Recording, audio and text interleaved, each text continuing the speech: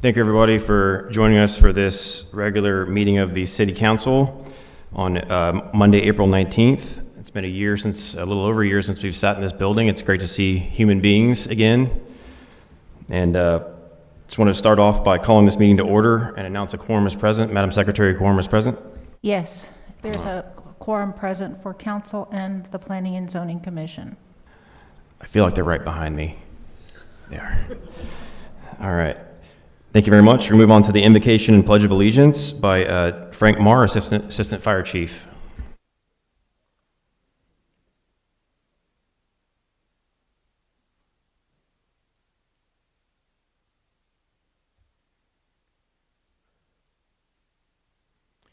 In the name of the Father, and of the Son, of the Holy Spirit.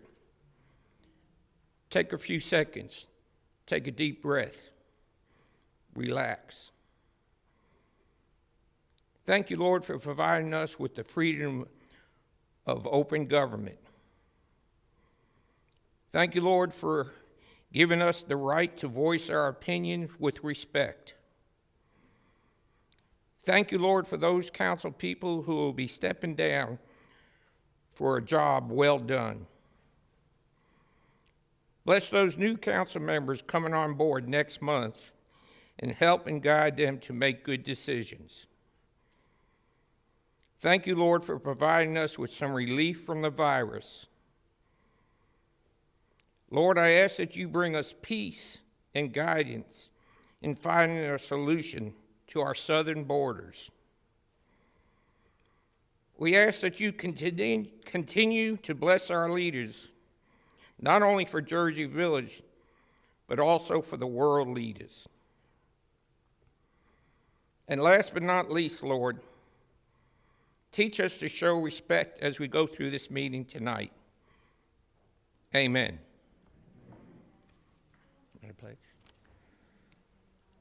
I pledge allegiance to the flag of the United States of America and to the republic for which it stands, one nation, under God, indivisible, with liberty and justice for all. Thank you, as always, Frank.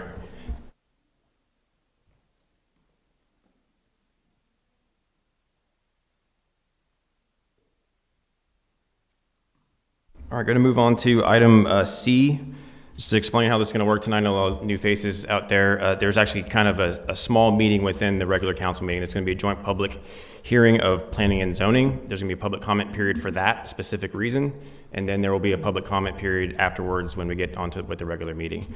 So I'm going to go ahead and conduct item C, conduct a joint public hearing with the Planning and Zoning Commission for the purposes of receiving oral comments from any interested persons concerning the proposals. I'm going to go ahead and read my script, because my computer is having a great evening. I now call to order this joint public hearing with the Planning and Zoning Commission at 7:04 p.m. Everyone desiring to speak should complete a public hearing comment card and present the card to the city secretary. Each speaker will be given 5 minutes to present the information concerning the proposals to 1, amend Chapter 14 of the Code of Ordinances of the City of Jersey Village, Texas by authorizing revision of the official zoning map as set out in section 14-82 so that the area of land being generally described as approximately 3.9 acres of land adjacent to the southeast city limits near Jones Road and FM 529 in the City of Jersey Village, Texas shall be changed from zoning district A, single family dwelling district, to zoning district F, first business district, and 2, to amend chapter 14, building and development, article 12, landscaping, buffer yard, park, and open space standards, section 14-310, general standards, and subsection 6E, in order to increase the requirements for pruning trees overhanging the street or right-of-way. I have, for this particular public comment session for the joint public hearing, I have Mark Malloy.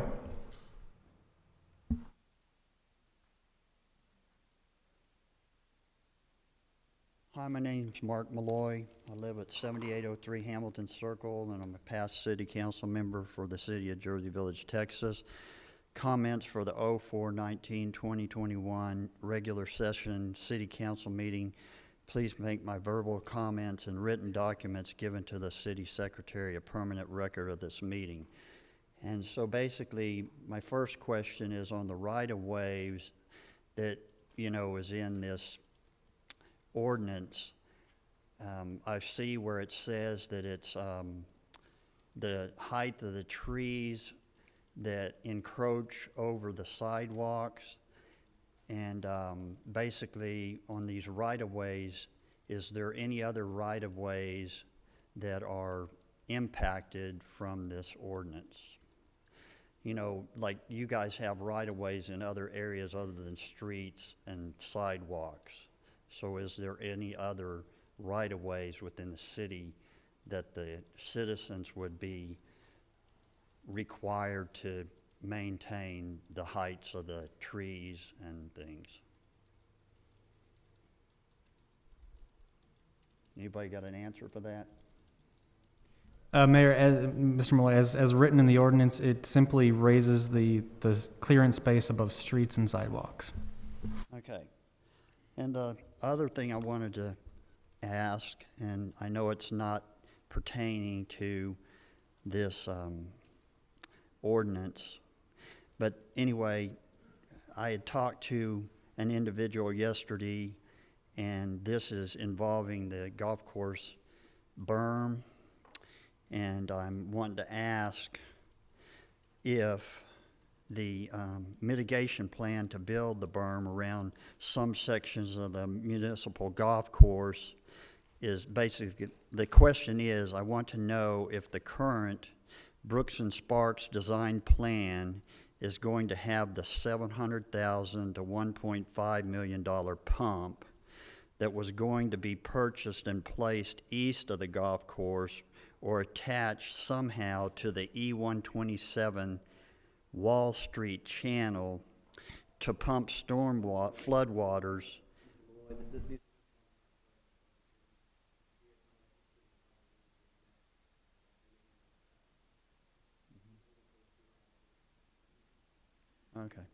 Okay, thank you. Thank you, Mark. I have no one else signed up to speak for this particular public hearing. With that, I now close this joint public hearing on the proposals to, 1, amend Chapter 14 of the Code and Ordinances of the City of Jersey Village by authorizing revision of the official zoning map and as set out in Section 14-82, so that the area of land being generally described as approximately 3.9 acres of land adjacent to the southeast city limits near Jones Road and FM 529 in the City of Jersey Village, Texas, shall be changed from Zoning District A, Single Family Dwelling District, to Zoning District F, First Business District, and 2, to amend Chapter 14, Building and Development, Article 12, Landscaping, Buffer Yard, Park, and Open Space Standards, Section 14-310, General Standards, at subsection 6E, in order to increase the requirements for pruning trees overhanging into the street or right-of-way at 7:08 p.m.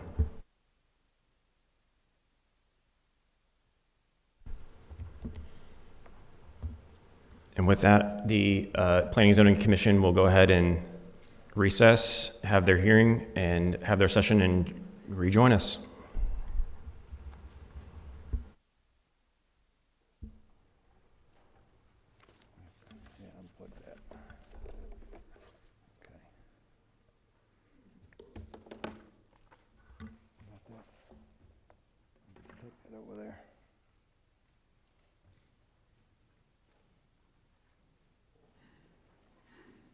All right, I'm going to move on to item D, citizen comments.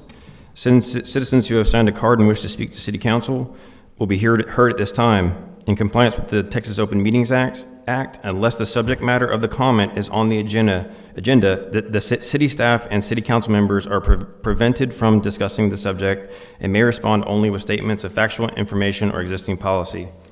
Citizens are limited to 5 minutes for their comments to City Council. The first person I'm going to call has to go first because he's on call with the fire department. And if you call 911, he answers the phone. So, Curtis Haverty.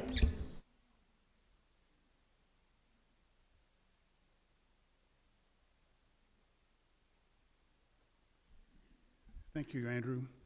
My name is Curtis Haverty, and I live at 15405 Ashburton Drive. So, I want to thank you, council members, I've sat on your side of this meeting room for past times when I was a council member, and there were times when new topics came up and I really didn't know what I knew about the subject. It was an unknown subject, and I had to come up with some kind of an opinion. So I did what you do. I studied the topic, I researched it, I looked at the pros and cons, and they're never all just pros, there's always pros and cons. And then I made a decision that I thought, like you do, would be the best interest in the city in 5 years from now. And I've spoken to you all, and you do that.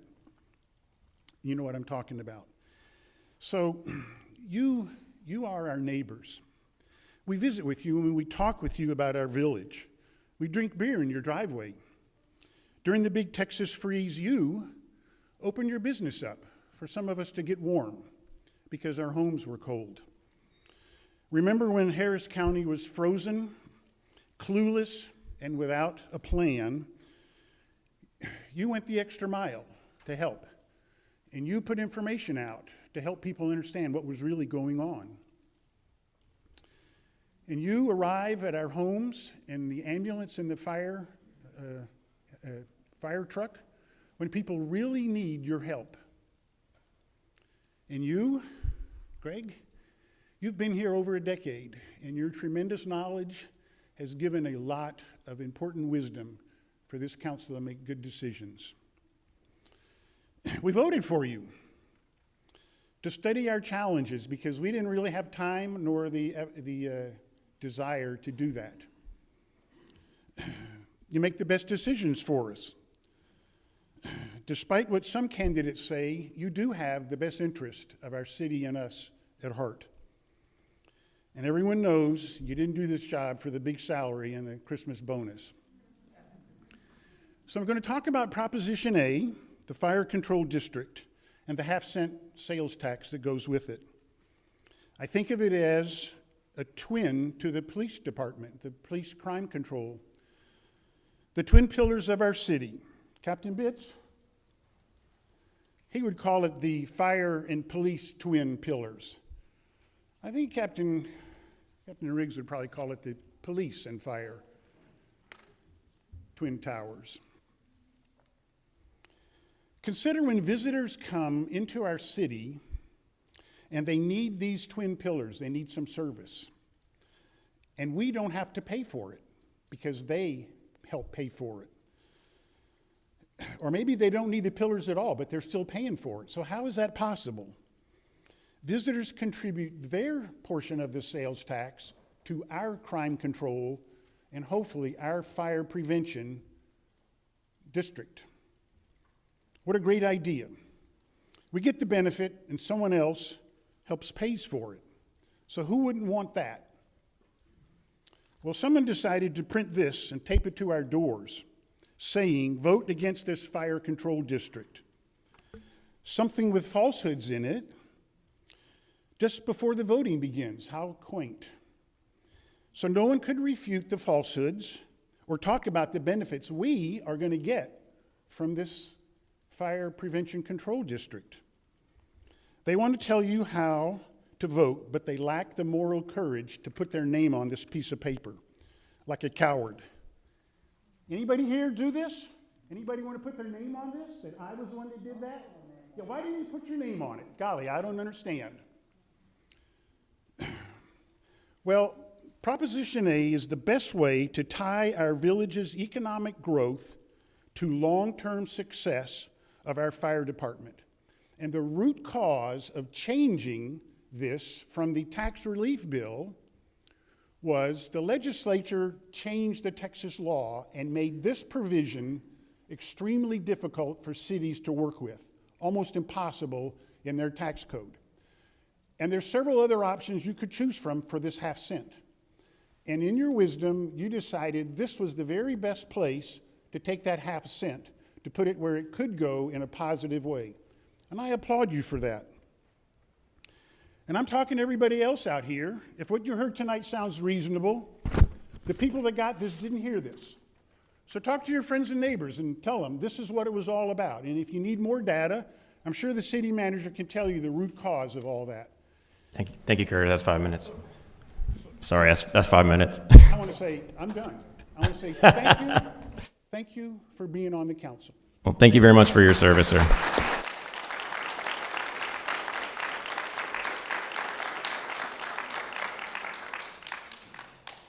Curtis, stay safe tonight, please. Next person I have signed up to speak is Mark Malloy.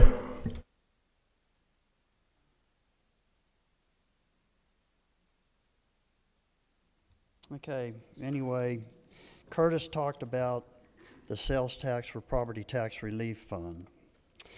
And basically, the Jersey Village citizens voted for and approved in the year 1995 this half-cent of sales tax that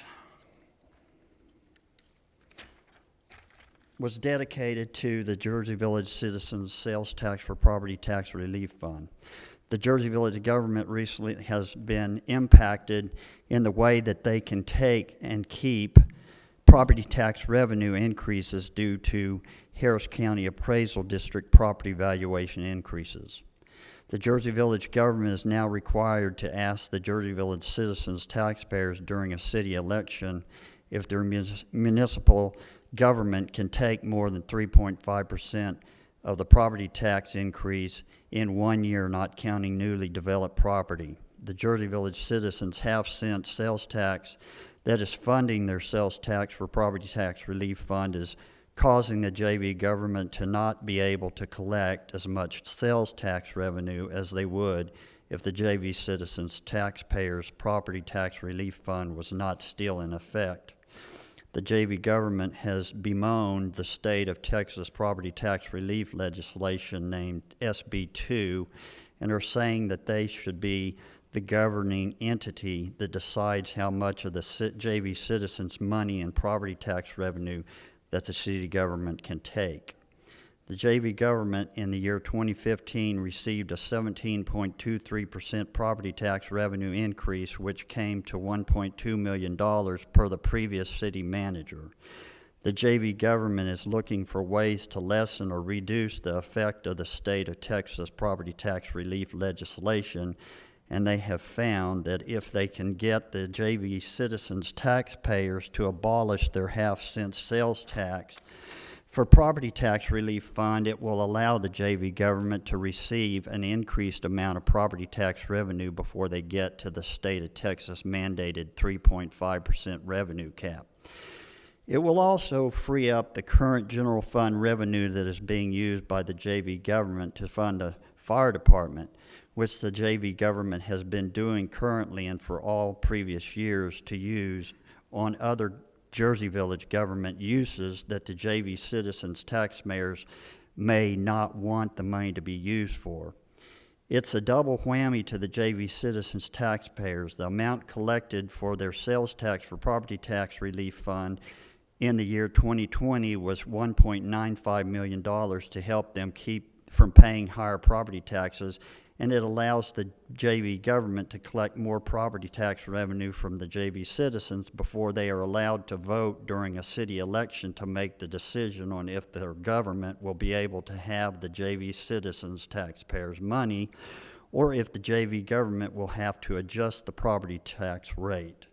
If the JV government wants more money, they need to decide to raise the property tax rate with the JV citizen taxpayers' voters' approval and quit trying to find other less obvious ways of getting more revenue. I believe many JV citizens don't know what their half-cent sales tax for property tax relief fund is and don't even know that it existed. The JV government is saying that they have not raised the tax rate for many years, but has somehow stockpiled an estimated $15 to $20 million to spend without the citizens' ability to say where their tax dollars will be spent. That, in of itself, should tell the citizens that they have been overtaxed. Thank you.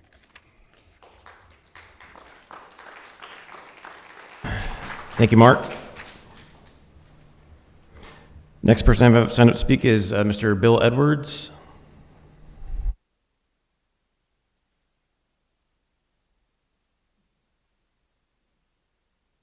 Hi, I'm Bill Edwards at 16001 Jersey.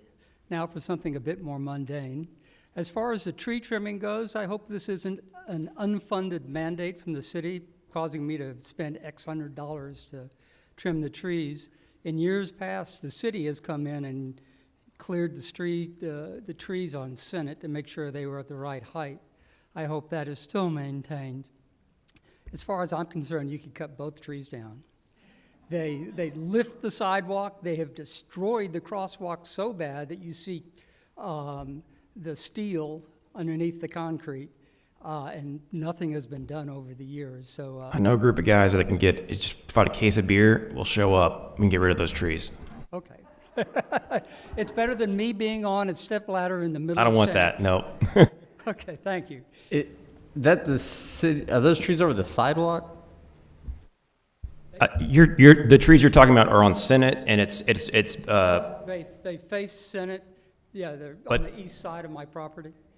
they're in the easement though, right? They're in the easement. Yeah. I was just going to say, the city obviously maintains its trees because it's in the easement. It wouldn't, the trees that are on citizens' own property, that's of course the responsibility of citizens. Yeah. Yeah, that's what I was trying to understand, which tree. A lot of different parties involved cutting trees these days. Thank you very much, Bill. Next person I have is Nancy Yetter.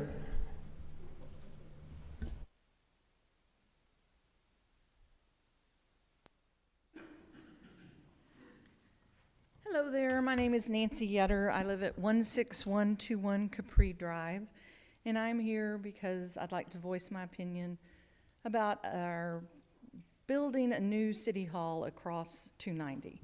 I think pretty much everybody's agreed that we need a new building. The one we have has seen better days, but I don't see the need to all the development over there. Two things. I've read a lot of stuff. People have talked about complaining about certain citizens, whatever age group they fall in, about not wanting to go across 290 and the extra time it will take. That is not an issue. I don't care if it takes 3 minutes, 5 minutes, 10 minutes. I don't really plan on going to City Hall very often, so that doesn't matter. To me, it's the fact that developing across the 290 with City Hall, that's not Jersey Village. Jersey Village, it needs to be close to home, close to the people. Retail, shopping, anything like that, if a developer approached us with a plan and said, you know, we've been looking at this property, we think it's a great place, we saw on the tax roll that you happen to be the owner, here's so much money for it, let's buy it. They would go and do their own thing. We shouldn't have to beg somebody and chase after them to get them to come and build something, even though we think that way we get to control it, that way we get to have it be what we want it to be. I think this day and time right now with COVID didn't help for sure. Brick and mortar stuff is closing right and left. I see places all over Harris County, Northwest Harris County, that are sitting empty. And I don't want that to be over there and us left holding the bag. So it's my opinion. Thank you. Thank you, Nancy. Next person I have is Michael Stembridge.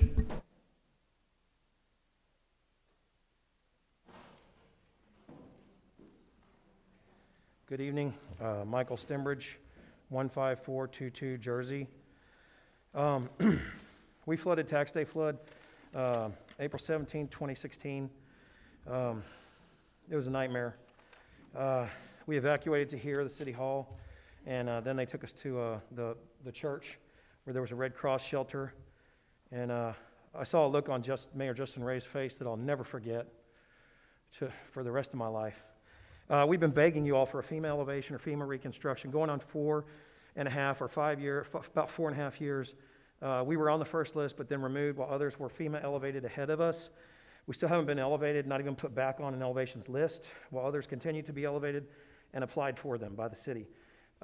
We cannot get a FEMA reconstruction right now because our home is halfway between halfway in a floodplain and a floodway, which makes it difficult. We sought help from Representative Fletcher, And her aide informed us of this. They talked to FEMA regularly. You know, they did the E-127, the Wall Street stuff. So then they referred us to State Rep John Rosenthal, who was nice and tried to help us, and met with the city manager, at which point I'm a little foggy on this, but I think he said that maybe Austin explained to him that the city was going the builder buyout program, which then evolved into the Tiers 3. And, you know, I'm going to say some more about the elevations, but the Tiers 3, it's great for somebody that can afford it, that can command enough market value to relocate comparably. There are a lot of people in East Jersey that are retired, low income, blue collar, whatever you want to call us, and we don't have the money to relocate comparably. And so it's definitely not an option for us right now. And we face oncoming water and floods. And Andy and James, you both informed us that we may still flood even despite the bayou work. And so we're in this catch-22. We cannot have a reconstruction because of the floodway. Representative Fletcher did inform us, her aide, who talks to FEMA, that we could have had an elevation. We could have had a home elevation. And there's a mix that Austin has to make, a cookie batter mix. You know, I'll use an analogy of a certain amount of high-risk homes, a certain amount of low-risk, medium, whatever, to get the right benefit-cost analysis, benefit-cost ratio. So I know that we could have been elevated by y'all. I know that. Or somebody else, I went to Project Harris Recovery. They tried to reconstruct us. And I said, why did you do that? And when they denied us, they just denied us recently. And they said, well, because that would have been more cost-effective than to elevate you however high they would have had to do it. But anyways, we don't support this on and on spending. We don't support the continuing amenities, multiplying projects, project after master plan after master plan after master plan. We're tired of it. We need the property tax relief, sales tax. We need that so desperately. We're low income. It's not enough that we already flood. That's crazy. We have flood PTSD. We see our neighbors all getting elevations, everybody being elevated and everything ahead of us. We've been left behind by y'all. And we don't want more taxes. That's the last thing we want, is to lose our property sales tax relief fund. Are you kidding me? We don't support the move of City Hall. We don't support the collaborate thing. You know, light rail died. It's gone. It's not y'all's fault. It's not any council member, any mayor's fault, but it's gone. The pandemic, everybody's using Amazon, Walmart.com. Nike's even doing direct-to-sale people, you know, to people's houses. And, you know, e-commerce is the way. I'm not saying the mom and pop brick and mortar isn't coming back. It's roaring back. But it's just, you know, we're just tired of it, man. We need some help. We've asked for help. And then, you know, some new people came in.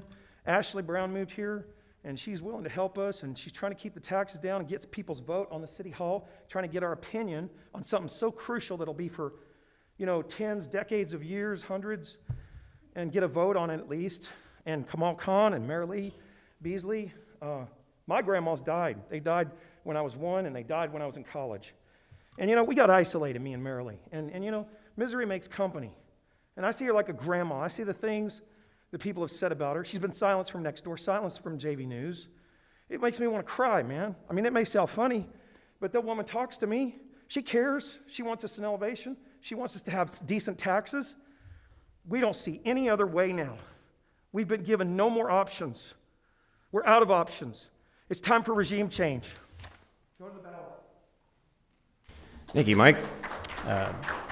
There's one point of information. Chief Bitts, correct me if I'm wrong, but this is an often rumor that needs to be corrected when it's said that JVBC is not a shelter. It's been a collection point.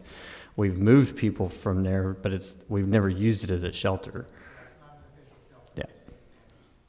There's a lot of reasons. Feel free to contact me or Chief Bitts. Happy to explain that, but it's very important. It is not a shelter.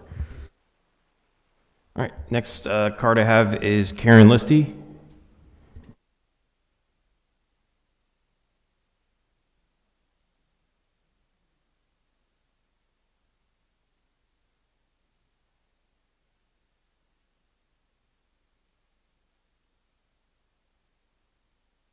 Hi there, Council. I appreciate what you're doing. I'm Karen Listy, and my address is 16302 Acapulco. Anyone that knows me knows I love to talk, but I hate to public speak, so bear with me. And I am Switzerland. I'm waiting to see on all sides what's going to happen, but I have some opinions. As you know, I'm married to my husband, John, who is Italian and German, and we have been on a strict budget for all these years and are debt-free for all intents and purposes. And my concern is the building costs that have risen. Just this morning, a neighbor talked to me about how they're not going to be selling their house soon because of the price of building materials that have just escalated. And I printed off these graphs to show how they've just gone like this and just skyrocketed in the last few months. For example, concrete is up 7% in the last month. Lumber is up 50%.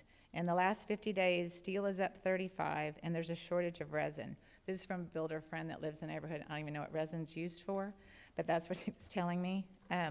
There's also a site that my neighbor looks at, and he was saying that the price of 1,000 square, whatever linear feet of lumber is up 400%. So my concern is that, yes, we need a new city hall. Yes, I would love to see Village Center thrive. I was so excited about it when it was going to happen. I don't think there's anyone that doesn't want to see it thrive in the vision that y'all have. My concern is building something that is not going to bring any tax revenue into the city over there, the city hall being over there, and when we have valuable space that could be used for retail and bring in tax dollars and revenue to this city. Let's see. I've been to Sugar Land several times and to shop or meet friends for lunch, and never has it occurred to me to even look at the city hall that's there. I've been to Hedwig Village, all the little cities over in Memorial, and their city halls are little benign buildings where they house the workers. The maintenance trucks are in the back pulling up to it. I can't, the workers are coming in, God bless them, and it's just a benign little shop to house the necessary people and not what I would consider that beautiful structure that y'all have.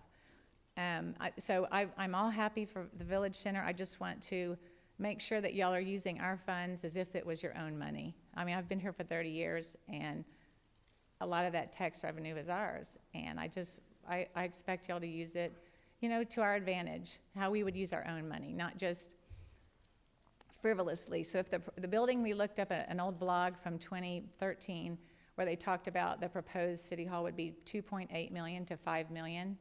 And I don't want to spend the whole entire 15 or 20 million that we have on a building that really is not going to bring any shoppers or any people that are over in the Village Center into it. So that's just my concern. Thank you. Thank you, Karen. Appreciate it.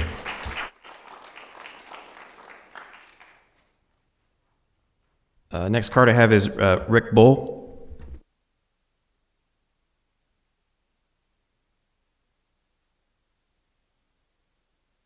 I'm Rick Bull. I live at 15310 Clay Morgan. Mine is just real nice and short and sweet. I know there's stories going around about some people saying that when they were presented with the petition, they were told that police and fire were moving. I want to make it real clear. Ashley's instructions were police and fire are not moving. We're only talking about City Hall. And that's exactly what I told people when I approached them. Thank you. Thank you, Rick. Next card I have is Ashley Brown.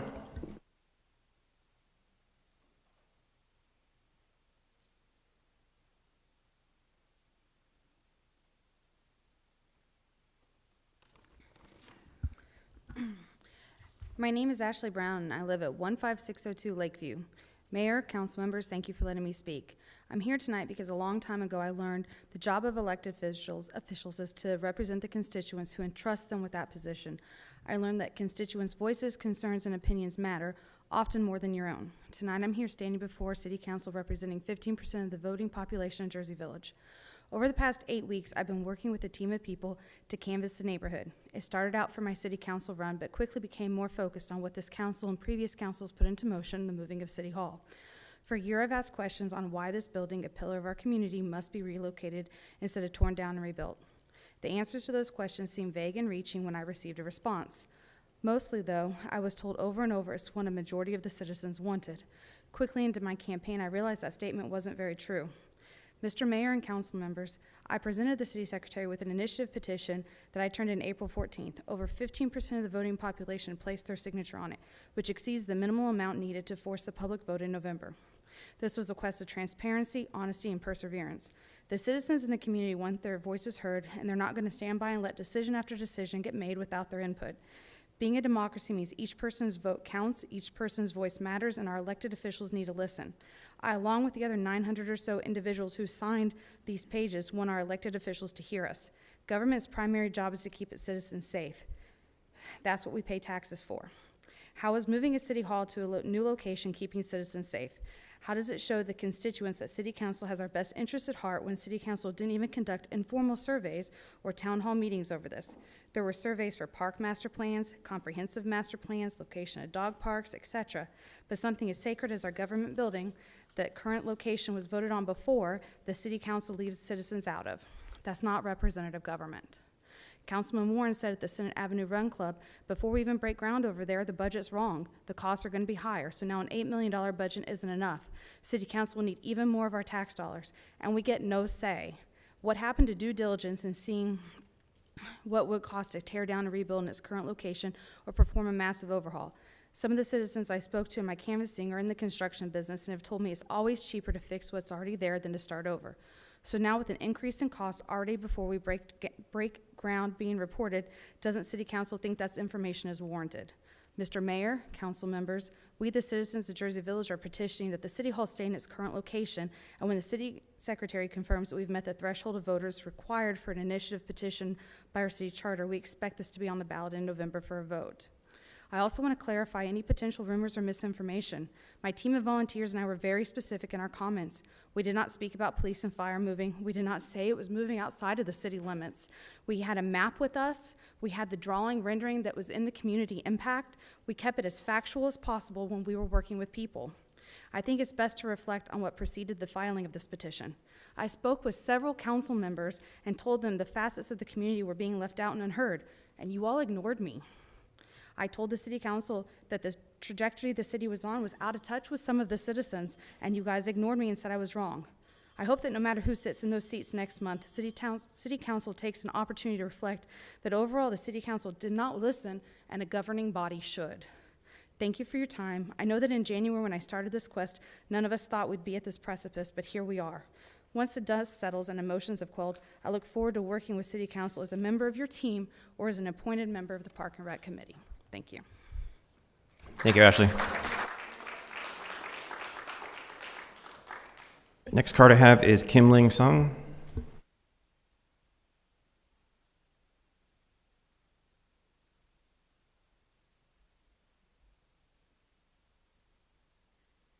Good evening, neighbors. My name is Kim Ling Sun, and I live at 16330 Acapulco Drive, and I've been a resident of Jersey Village since 2006. In the 15 years I've lived here, this is the third time I've felt compelled to speak in front of City Council. I'm in support of the move of the City Hall to Village Center, and I would like to tell you why. In my 15 years as a resident, I have found the need to go to City Hall for the following: purchase of my annual pool pass, to vote, and to occasionally partake in the trick-or-treat offerings by city staff. That amounts to 3 times a year, sometimes 4 if my teaching schedule allows me to attend a council meeting in person. I feel that the claim that the City Hall needs to be in Village proper is unfounded. Ask yourself, how many times do you as a resident go to City Hall each year? As someone who lives near the corner of Acapulco and Lakeview, I'm very vested in what stays and what goes, as I can see it from my driveway. The move of City Hall to Village Center would eliminate the traffic brought by events stated previously and would also allow for the space to be used for neighborhood use, another park, a community garden, an expansion of our city's farmer market twice a month. Furthermore, the tax-based revenue generated from the Village Center would allow for the city to fund more full-time fire and police at the existing location on Lakeview.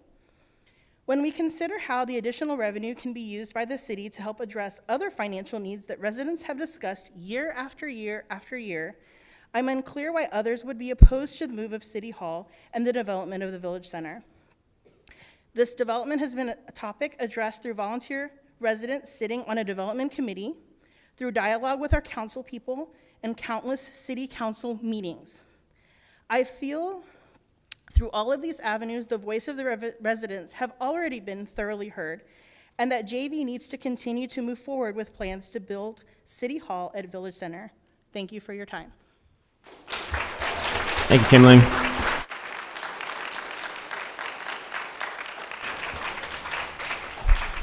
Next card I have is Scott Schubring.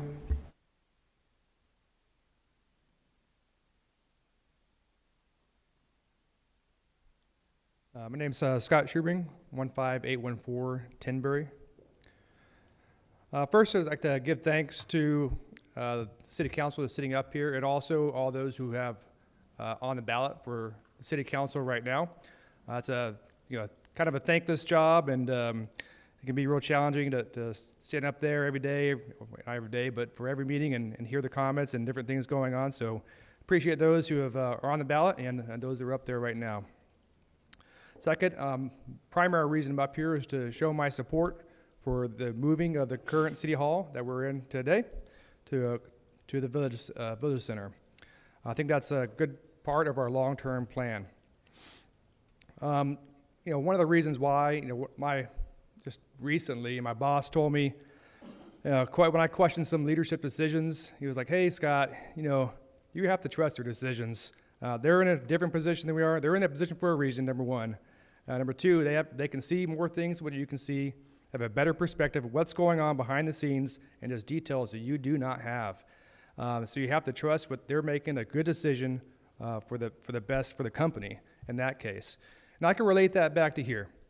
We have a group of people here and other people that are working behind the scenes to do what's best for us, for the town that they live in, for us as people. I know they have way more information than we do, way more perspective of different things that they're able to see and I cannot see. And we have to give them trust. We elected them up there, and they're doing exactly what they said they were going to do. So with that, that's all I got. Thank you. Thank you, Scott.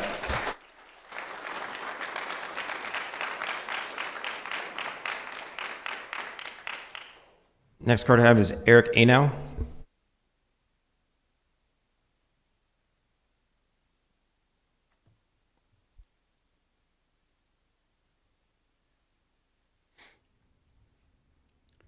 Good evening. Eric Anow, 15601 Singapore Lane. New homeowner of Jersey Village since September of 2020. First off, thank you to all of you up here for your hard work. I can appreciate all the details you have to go over and review to make this city run efficiently and smoothly. Currently, we are in an election cycle for the city. At this time, there have been some discussions about the proposed village center. As I have come to understand it, it is a well-thought-out plan, has the support of the involved third-party members, and looks to be on track to be executed. I have heard that the new center will be a hub for additional businesses to be developed within the Jersey Village city limits. These businesses will add to the business tax base, which in turn will help fund the city. Additional funding for the city that doesn't have to depend on the residents is a good thing in my mind. I fully support this decision to build the Village Center. I also support the decision to move City Hall into the new Village Center. This will free up land in the residential area for future development. It will also allow for a new building to be built for the fine employees of Jersey Village to have a better work environment. While City Hall will be moving, keeping the fire station and police department where they are is a smart decision.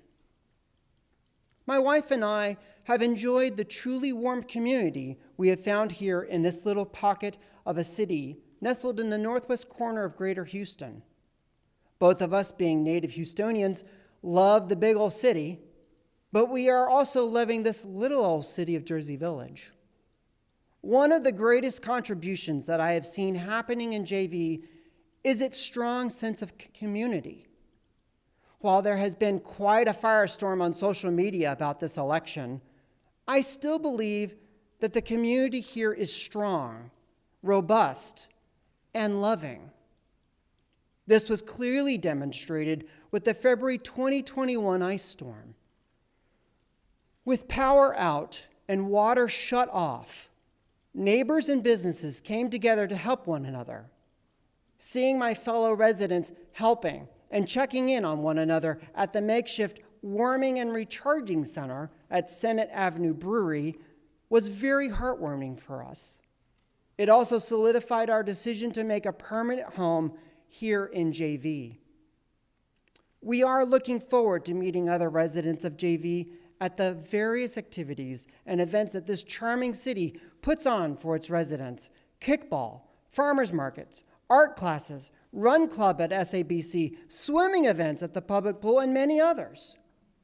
I feel confident that while all residents may not agree on the exact same thing, we can all agree that being a strong community in this lovely city is a beautiful thing to be a part of. Thank you very much for your time. Thank you, Eric.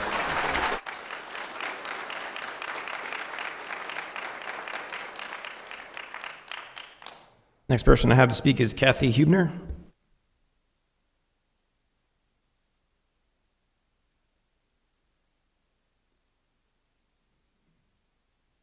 Hello, my name's Kathy Hebner. I live at 15806 Acapulco.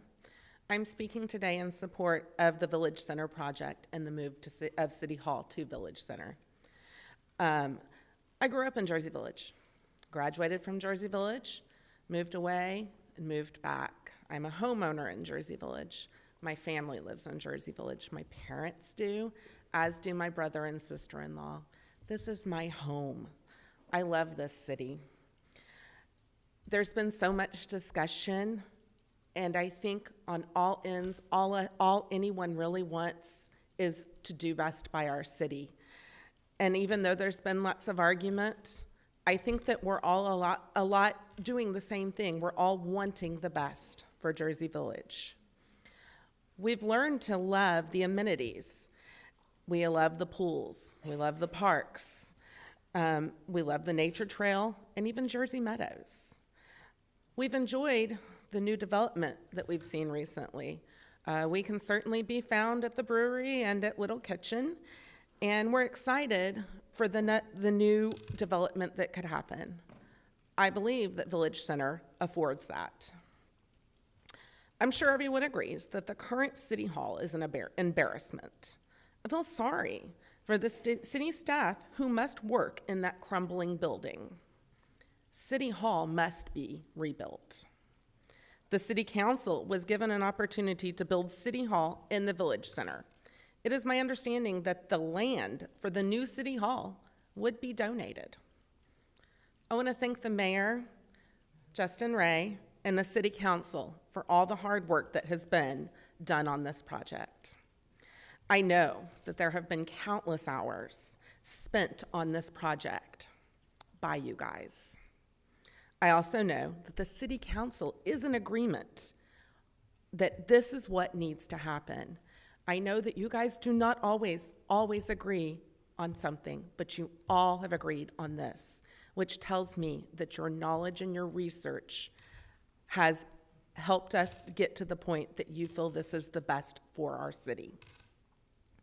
I also believe that this development will provide new tax revenue, which will allow our city to continue to decrease our taxes while still increasing infrastructure. I believe that this will move city and court business outside of a residential area. I think it's an excellent opportunity for the city to build a new city hall while still utilizing the current building without displacing staff during construction.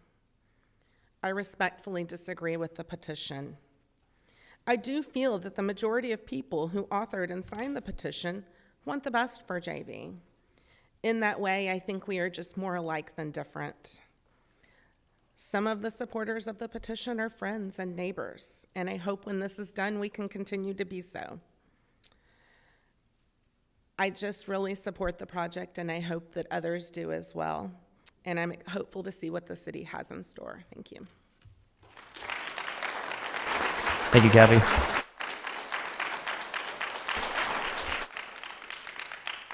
Next card I have is Christine Layton.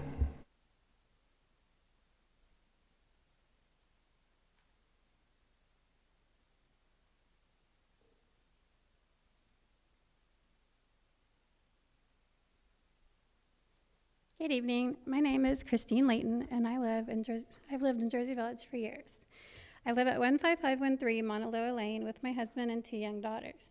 My husband grew up here, and when we got married, we agreed that we wanted to raise our growing family in a safe and established community, so JV was the obvious choice. Plus, getting to live across the street from his sweet mom has been an amazing bonus.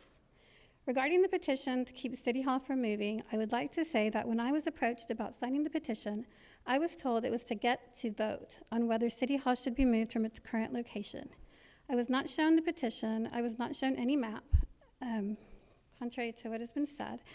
I was not shown any papers at all. When I declined, and I was explained to me that it was to have the right to vote on moving City Hall.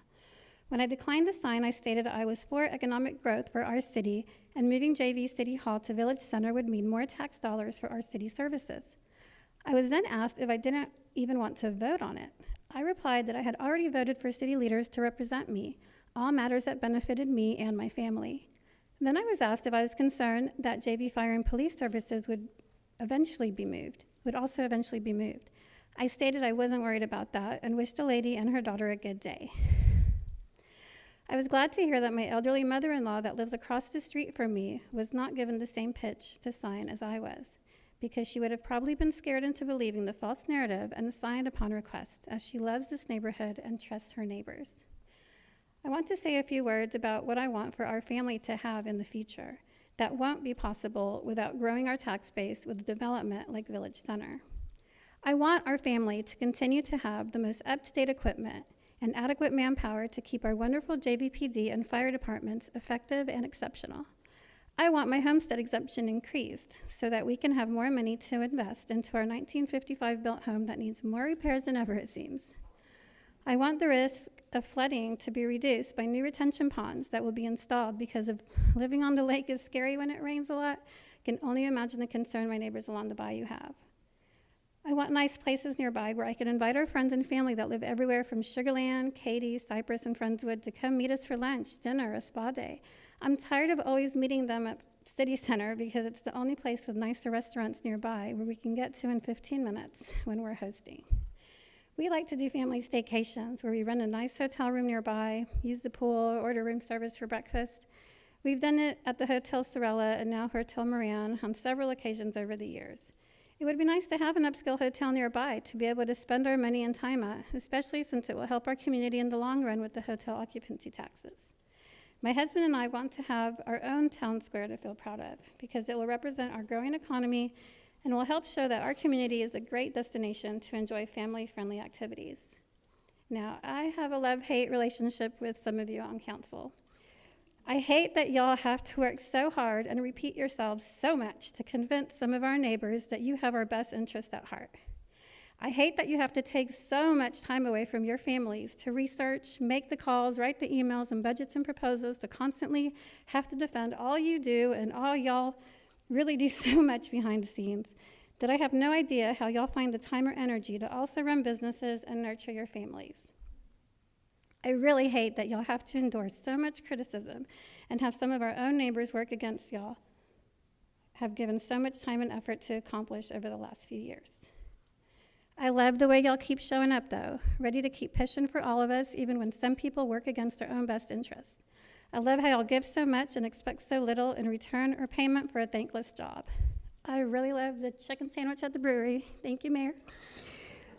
Thank you for that. I appreciate you all for continuing to do so much for our city and keeping the promises to help JV have continued economic growth, increasing property values, exceptional city services, reliable infrastructure, and desirable amenities.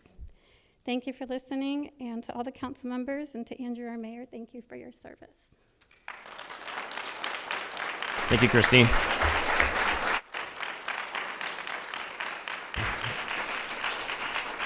Next card I have is Michelle Mitchum.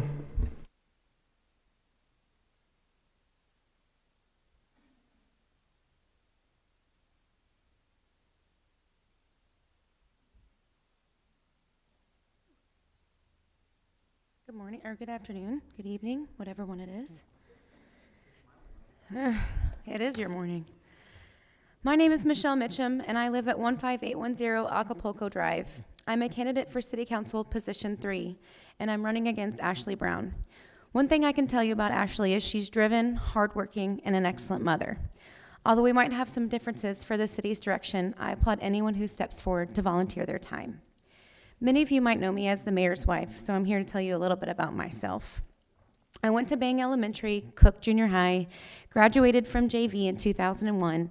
I earned my bachelor's in communication from the University of Texas and completed my master's degree in speech pathology from the University of Houston. Since then, I've practiced speech pathology, working in low-income schools, clinics, and hospitals. In 2015, I took the leap into entrepreneurship and started my own pediatric therapy clinic. What started with just 2 employees, myself and my best friend Amber, has now grown into a leading therapy clinic with 25 employees servicing over 200 families, including many of the families here in Jersey Village.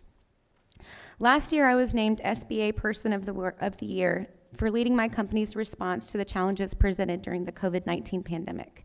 We were able to rally our fellow practice owners to petition for federal legislation to allow coverage for teletherapy. The resulting legislation saved hundreds of small clinics and rescued thousands of children from being abandoned during the pandemic. I built my company slowly from the ground up, using fiscally conservative principles, seeking expert advice, long-term planning, hiring the best people, and always prioritizing the people that I serve. This is identical to the strategy in Jersey Village, and it's one that they followed since its foundation. It is because of this that our city is able to respond to just about any challenge, whether it's a natural disaster like the Tax Day flood, Winter Storm Uri, a complex health and economic disaster like COVID-19, or a man-made challenge like the construction of 290. I applaud the citizens for creating the new comprehensive plan in 2016. Since then, our police department has increased its operating budget by $1.1 million per year and added 3 officers. Our fire department budget has increased over $1 million per year and has grown from 5 to 12. Our parks have seen upgrades to aging equipment and become more inclusive with ADA compliant features. The city has obtained over $10 million in state and federal grants to implement long-term flood mitigation projects that are underway today, and another $9 million in grants submitted and awaiting award. We live in a strong, thriving, resilient, safe community, and over the last 6 years, the increasing cost of infrastructure and services that keep this city as great as it is have not been paid for by property tax increases. They've been paid for by the economic development policies put forward by this council and the resulting sales tax revenue growth, which has grown 85% since 2016. The Crime Control Prevention District revenue, which pays for the salaries of officers and millions of dollars in safety equipment, has grown 76%. During this time, the city has paid off 40% of its outstanding debt and is on track to be debt-free by 2028. Our city has plenty of challenges ahead. Development and change is happening around us whether we like it or not. How will we influence this development to benefit our city and not burden our city? Our police chief says we will likely add another 8 officers in the next 5 to 10 years.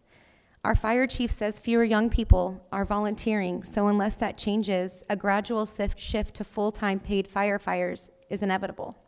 How are we going to pay for this? More importantly, how are we going to pay for this and lower property taxes?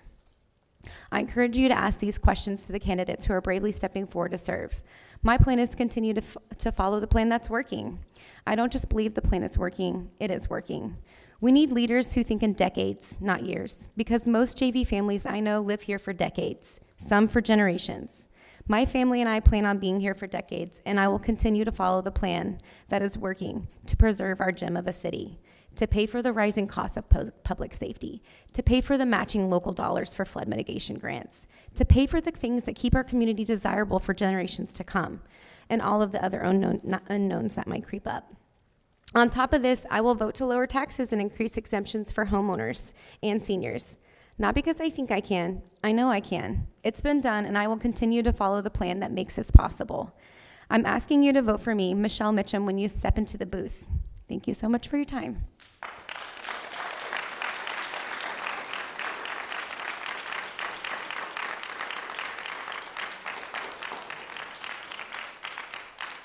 Thank you, Mrs. Mitchum. Next card I have is Ty Camp.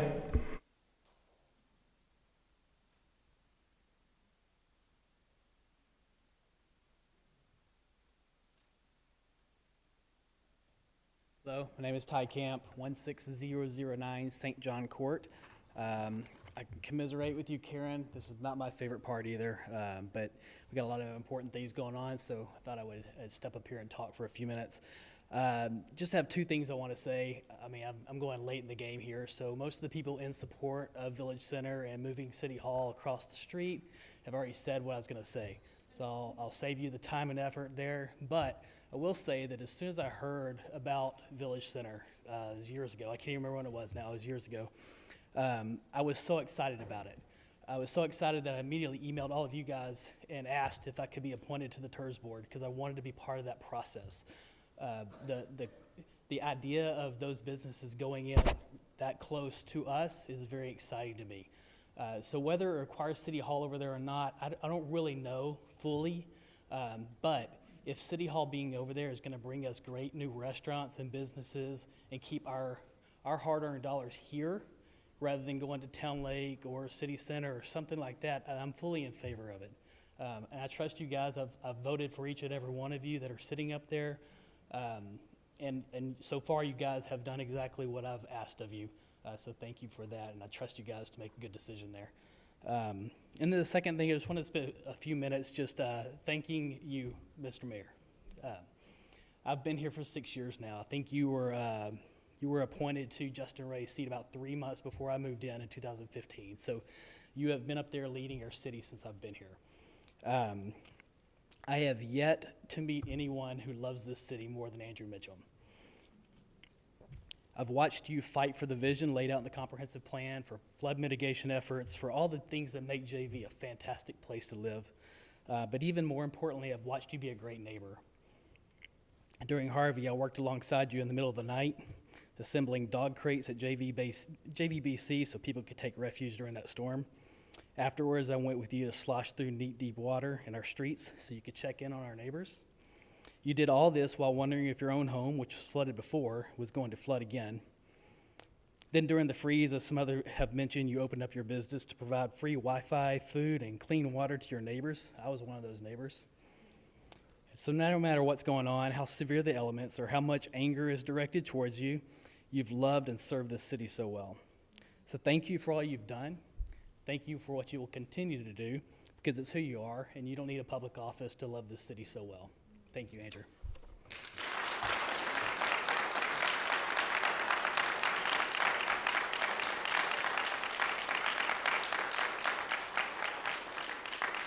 Somebody cutting some onions in here, I don't know. All right, thank you very much, Ty. That's the last card that I had. Is there anybody else that desires to speak? Seeing none, I'm going to move forward with the agenda. Moving to item E, City Manager's Report. Does any council members, well, before we get to that, sorry, it's been a while since we've been here. Austin, do you have anything you wish to present to us? Mayor, it has been a while since we've been here, and it's I almost forgot the plaque because of that. But it's great to see so many people come out to see the presentation of the Employee of the Month Award. And tonight I'm honored to give that award to Jesus Valentin.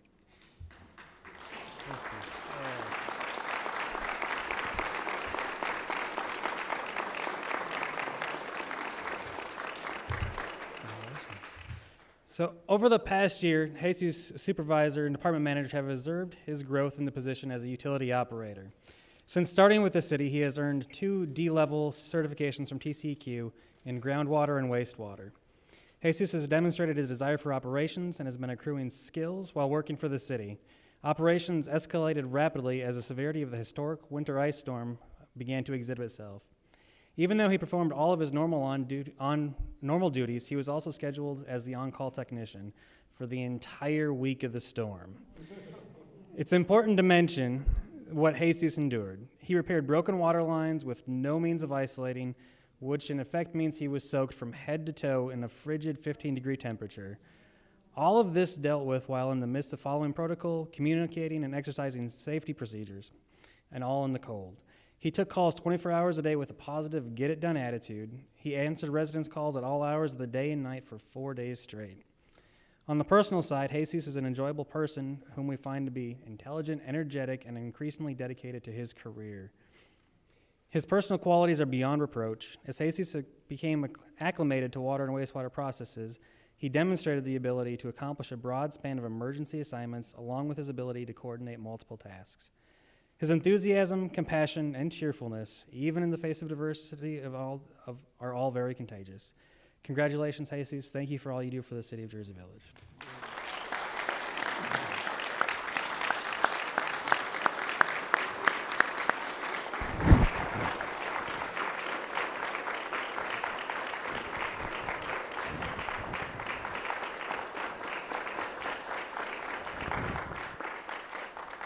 Thank you very much.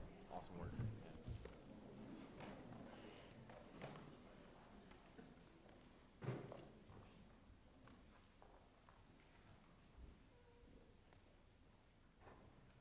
All right, that was amazing. I mean, covered in water during that week. That is incredible. Thank you so much for helping everybody out.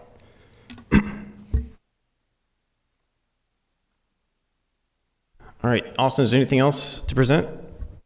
The report's in front of the council. If anybody has any questions, I'm happy to answer those. Council, any questions for Austin? Austin, I was thinking maybe the citizens might like a report on the Berm project. So the Berm project is underway. They're working right now on holes 5 and 6. You'll see some work along if you're driving down Rio Grande. The latest information for the Berm project is always updated on our website, jerseyvillagetx.com, updated every Thursday or Friday, and you can check that out. So we encourage people to check that. It's also on the golf course webpage. We sync those two, so you can see it anytime. It's also our understanding that there's been very little negative impact to the golf course revenues. No noticeable impact to the golf course revenues so far. The contractor's been very easy to work with, making sure we can keep as many holes open as we can. Excellent. You'll find a few golf balls in that berm over the last week I played. Any other questions? All right. Thank you, Austin. Next, I have the City Secretary's report. City Secretary, do you have anything to report? Mayor, the report is in the packet, and if you have any questions, I'll be happy to answer. Any questions from council? All right. Move forward with the consent agenda. Are there any items from the consent agenda that council would like to see removed to the regular agenda? Seeing none, I'm looking for a motion. Move to pass or accept the consent agenda. I'll second. I have a motion and a second. Any more discussion on the topic? Seeing none, all those in favor? Any opposed? Any abstentions? Motion carries. Move on to the regular session. We're going to receive the, item 1, receive the Golf Course Advisory Committee report. Mr. Robert Bassford, Director of Parks and Recreation, and really, really good at kickball.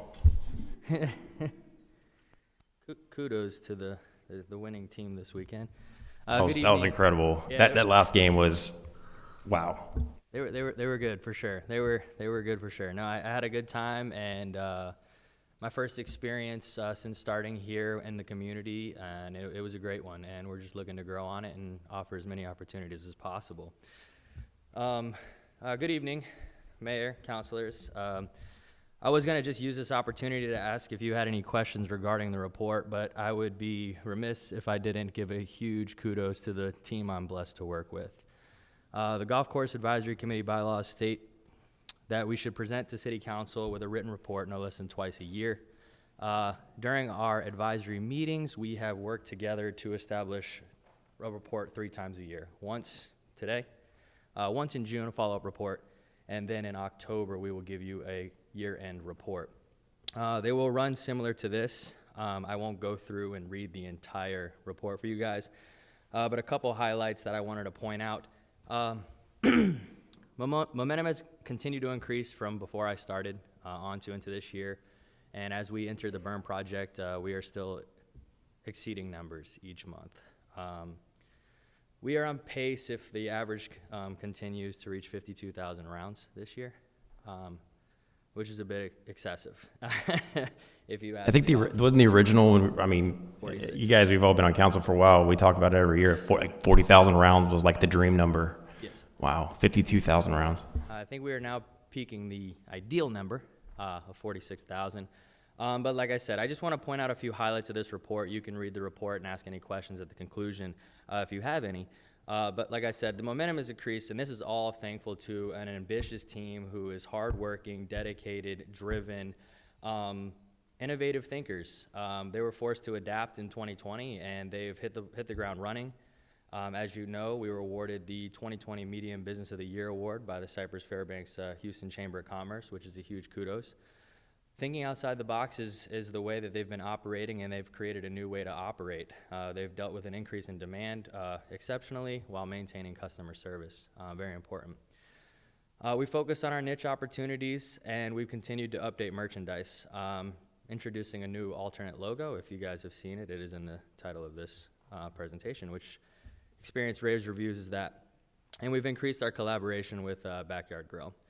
Then move into some of the projects that we've worked on. We've continuously tried to work on smaller in-house projects, very simple to utilize the resources we have on site to make the golf course beautiful.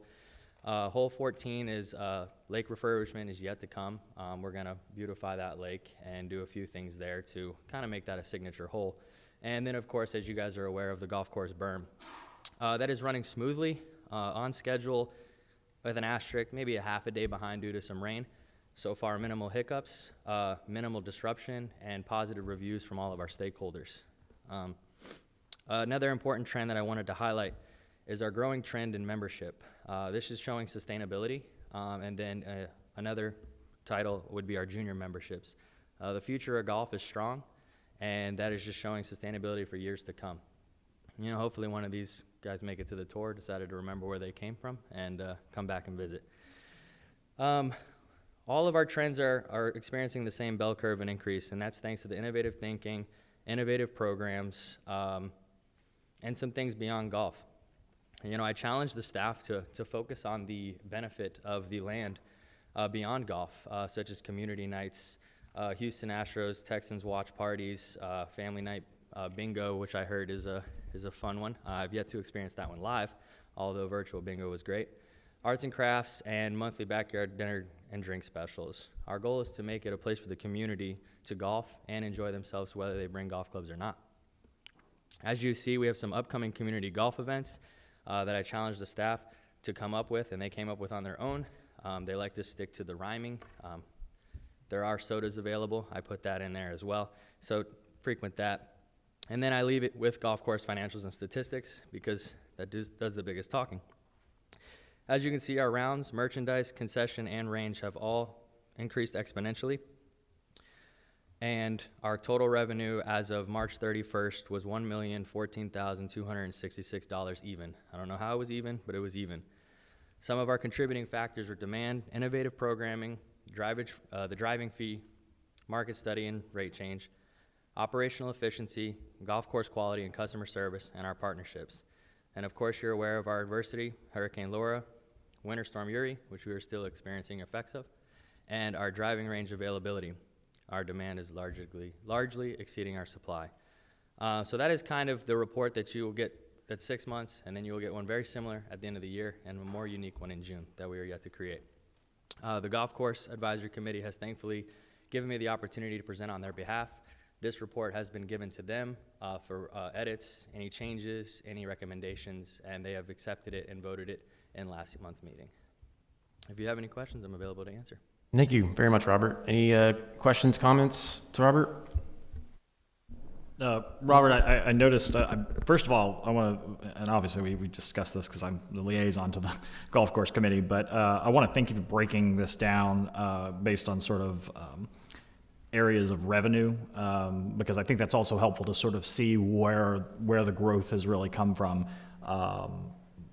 What was really stood out to me is the range fees, because that, you know, although obviously we've invested in the range and we've made a lot of upgrades to the range, I would imagine that's probably one of your high profit areas because of the fact that someone can go out there, pay to hit a bucket of balls. They may pay $5, I think, for a medium bucket of balls, unless it's changed recently. Obviously, I haven't been out there in a while. But, they hit those balls.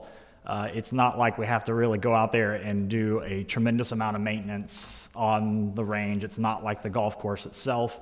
And they get out there, they hit the balls, and then they're gone. It's not like they're out there for hours. And if they are, hopefully it's because they're buying concessions and buying more buckets of balls and all of that. So I think that's probably the most impressive part to me, is that a high profit margin activity is driving a large portion of that revenue. I think I'm glad we have later on something to help further take advantage of that. We've got to defer to our resident golf expert over here who beats us every single time. Yeah, Robert, your report is great, and I have to vouch for the incredible staff that's out there. Having been around them so much, I can see just how much work they've done, and Jennifer Johnson and Kimberly Williams are just fantastic in that pro shop. The junior camp is affording classes to people, kids here in Jersey Village that might not be so easy for them to get otherwise. And we've got a few rising stars out there from what I've seen. The issue I have, it's a municipal golf course, and it's seeing a lot of usage. And it's got to be really challenging for Richard Flores to maintain that. But the conditions of the greens this spring has been a real disappointment. And that's going to affect our revenue down the road. I would really like if you would just go out there and take pictures of the greens as they are right now, and 6 months later show us an improvement to them. That's all I'm asking for. Something's got to happen there, because the greens are the most important part of a golf course, and we've got to take care of them. Thank you. Yeah, we've been studying. You saw we did a 2020 vision. We went out and we set it achieved. We're going to work on a 2030, 2025 as well, and set the short-term goals. Yes, one of the main topics of discussion are the course quality of the greens right now. Tropical Storm Uri, there is some winter damage there that we're still dealing with, as well as the high impact. We have a perfect storm per se, larger impact than we're used to, and then the winter storm, and then some Poana, which we have begun to address.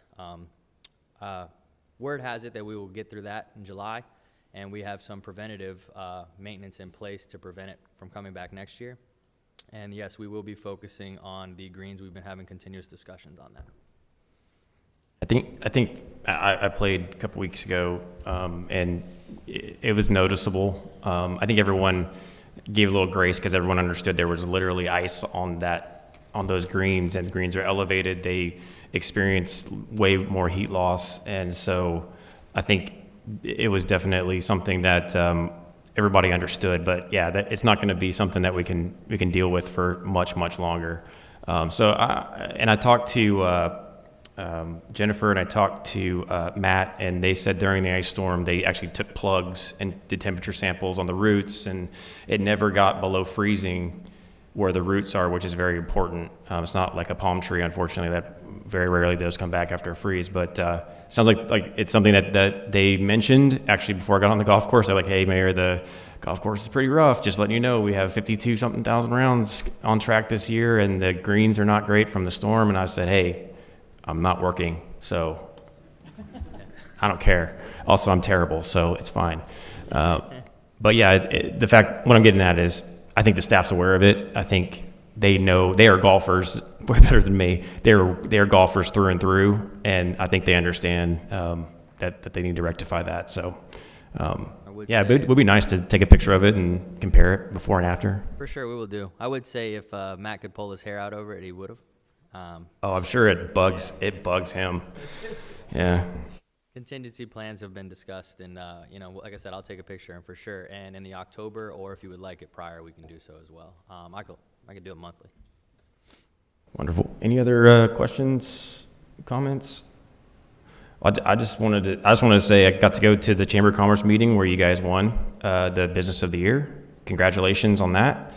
I can see why when you look at the stats, when you look at the way that the business is being run, it is there's a fun business term in there. Your demand exceeds supply when it comes to the range. And I drove by today, actually, middle of the day on a Monday, and it was packed. And so that was pretty cool to see. So congratulations to you guys, and we look forward to, well, I'm not going to be here, but congratulations and good luck in the future.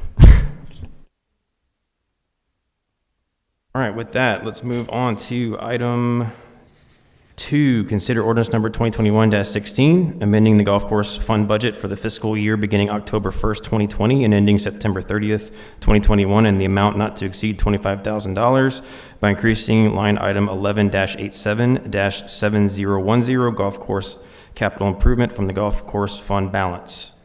Robert. Yeah, good evening, Mayor and councilors. Hello again.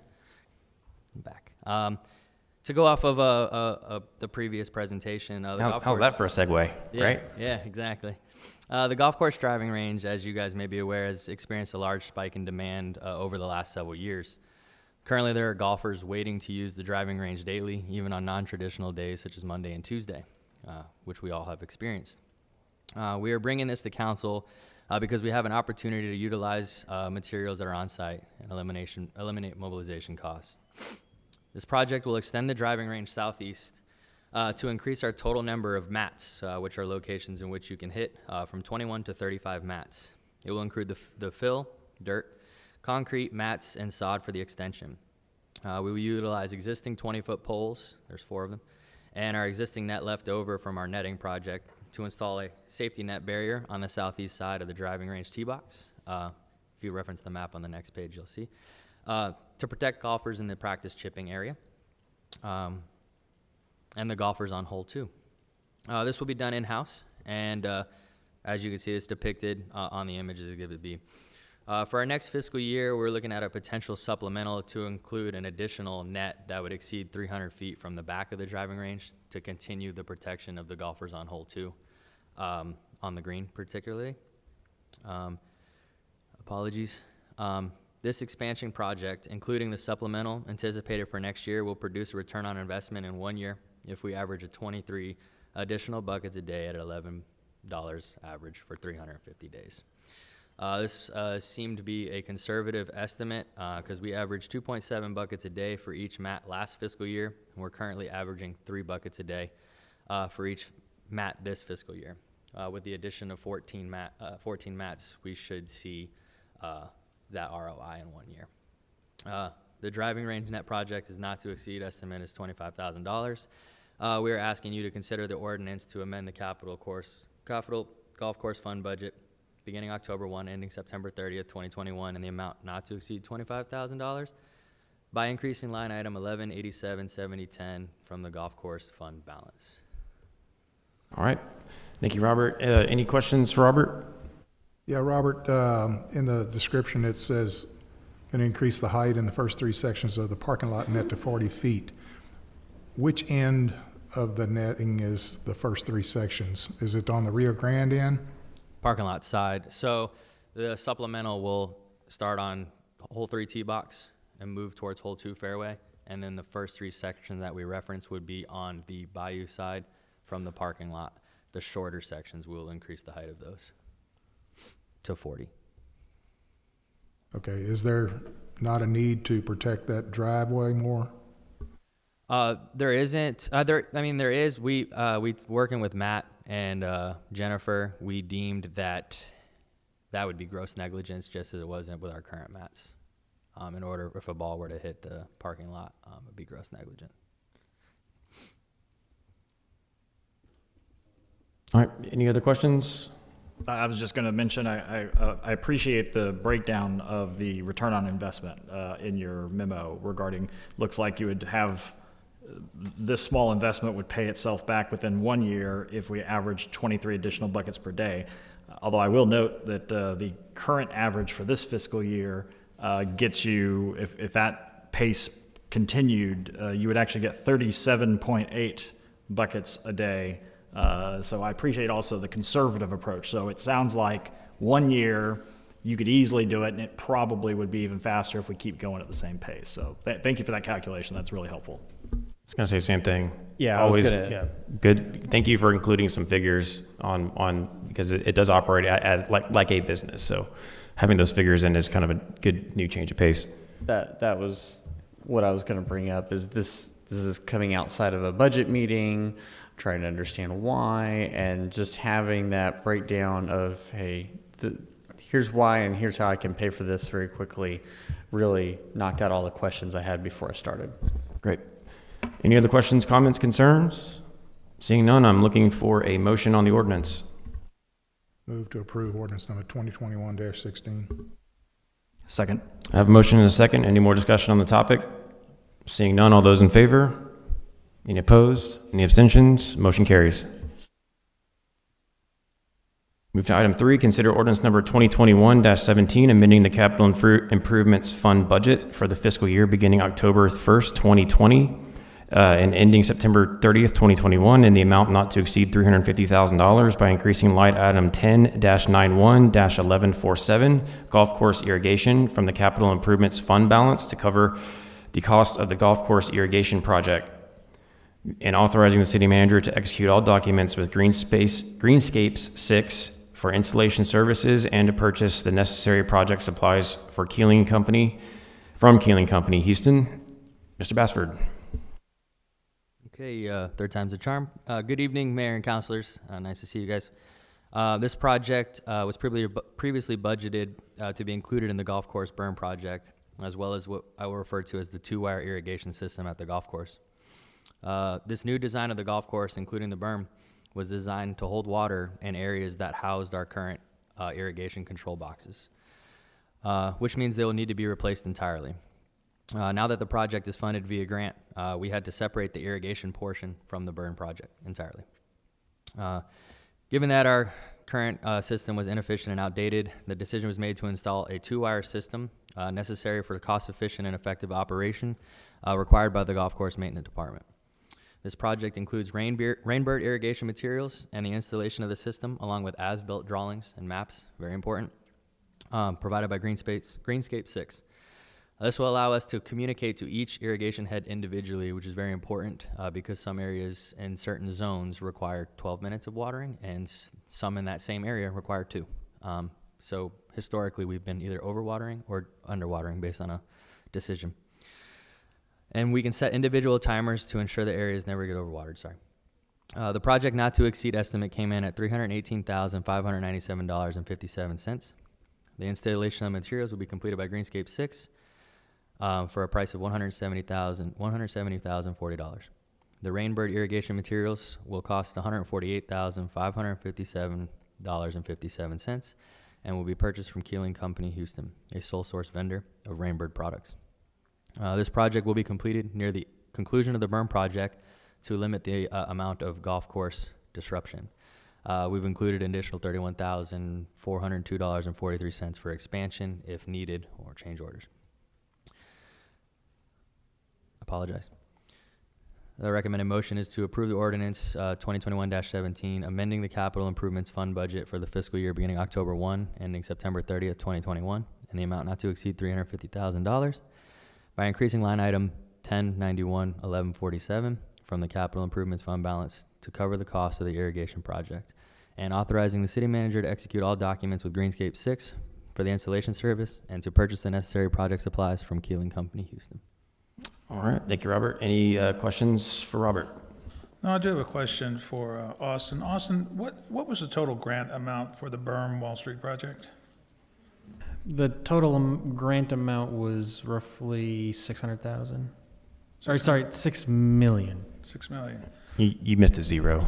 I missed a zero. My apologies. I won't do that during the budget. The reason I asked that is that early on in this process, council made a commitment to do that project.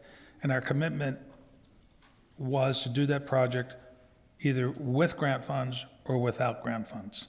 So when we look at our fund balances and we think, wow, we got a lot of money, the reason we have the money is for projects like the Berm project, because if that grant had not come through, we were still prepared to pay cash for a $6 million project.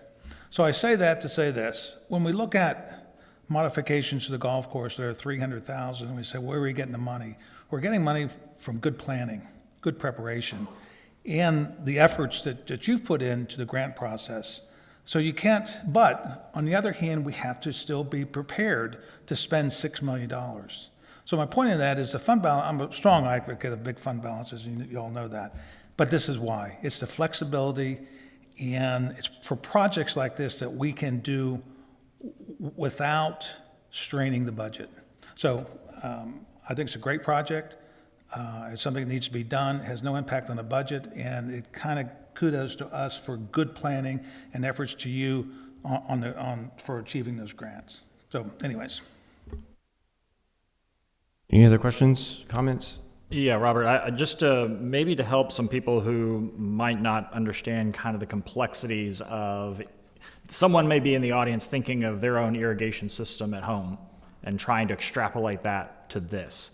Can you kind of give us a sense of why a golf course irrigation system? I mean, we've talked already a little bit about the need to communicate individual water levels to the sprayers, but can you kind of give us a sense of how big the system is that requires this sort of expenditure? Yeah, I can elaborate a little bit on that. Like I said, it's very important given that portions of our golf course areas flood pretty easily with standing water, given that you can communicate each head, and that we currently do not have an as-built for our irrigation system. So we can't tell you where the lines are. If one goes, we can't identify where the valves are.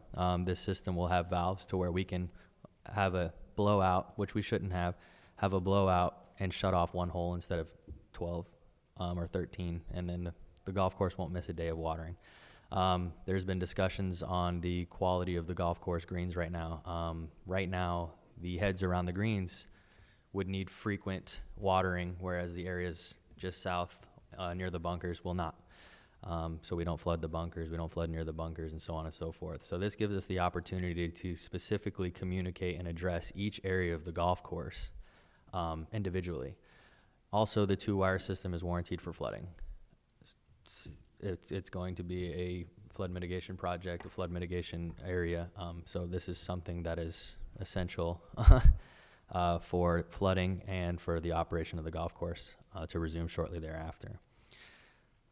Other than that, we would go from half hunter heads or specific irrigation heads, half rainbird heads, half this and that, to a sole source IC system, which is patented now, and one single communication, one single product line, one single simple maintenance per head, and so on and so forth. It would simplify operation. Sounds like the Southwest Airlines model, where they just do 737s. We spoke earlier about the length. This will be installed within the next year. And how long will it last, approximately? Yeah, so once the system is in place, it'll essentially last 20 plus years, 30 years. You do patch jobs as needed. The staff we have in place can most certainly repair blowouts or lines at any issues, which is they have been with our current system. And with the two-wire system, should be sustainable for. So this isn't do it now and come back for the same thing overnight or next year or the year after or anything? No, sir. Kind of an interesting note, what I noticed on one of the quotations was 436 heads. So that kind of surprised me. So just for others to share scope of this that's a bunch of sprinkler heads. And they'll do it without us noticing that they're out there. That's what's good about the company. You can make that one unit. A big bunch is 430 something heads. Anybody else have any questions, concerns, comments? Just out of curiosity, how old is the current system that we're replacing? We don't know the accurate age, but it's over 20 something years. So it was pretty well due for replacement, whether we did the Berm project or not. Yes, and we've been experiencing more and more frequency of blowouts lately. I would imagine probably save a lot of man hours also, having to hunt down sprinkler heads and figure out where breaks are or whatever the case may be. Valves and such as well, yep. Poor guy getting hit by golf balls. I believe the current system was in there when we purchased the golf course. That's more than 20 years. Yep. Any other questions, comments? All right. Looking for a motion on the ordinance. I'll move to approve ordinance number 2021-17. I'll second. I have a motion and a second. Any more discussion on the topic? Seeing none, all those in favor? Any opposed? Any abstentions? Motion carries. Thank you, Robert. Thank you all. All right, next item is number 4. Consider resolution number 2021-20, appointing members to serve as directors on the Tax Increment Reinvestment Zone Board for the City of Jersey Village Tax Increment Reinvestment Zone number 3, TERS number 3. Austin. Mayor and councilors, we have before you tonight the opportunity to appoint 5 members to the TERS number 3 board. Right now, the board will have 9 directors, one of which will be the state representative. We are waiting to hear back from the state senator, and then we'll have 7 other board members. Right now, we only have 5 applicants, and so those are the 5 that are before the council tonight. All right, thank you. Any questions for Austin? Is it 5 or 4 directors? Because I thought the resolution had spaces. Oh, I'm sorry. I see it's 5. Section 2. I should keep scrolling down. Never mind. So, council, we do need to identify 4 for the first term and 1 for the second term. So you'll need to give the names for those individuals.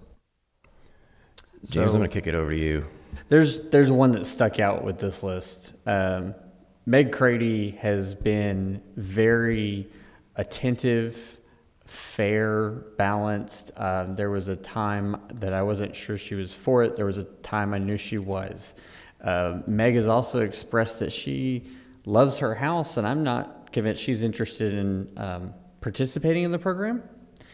And so she is definitely my first pick to appoint to the term expiring December 31st of 2022 to provide the best balance.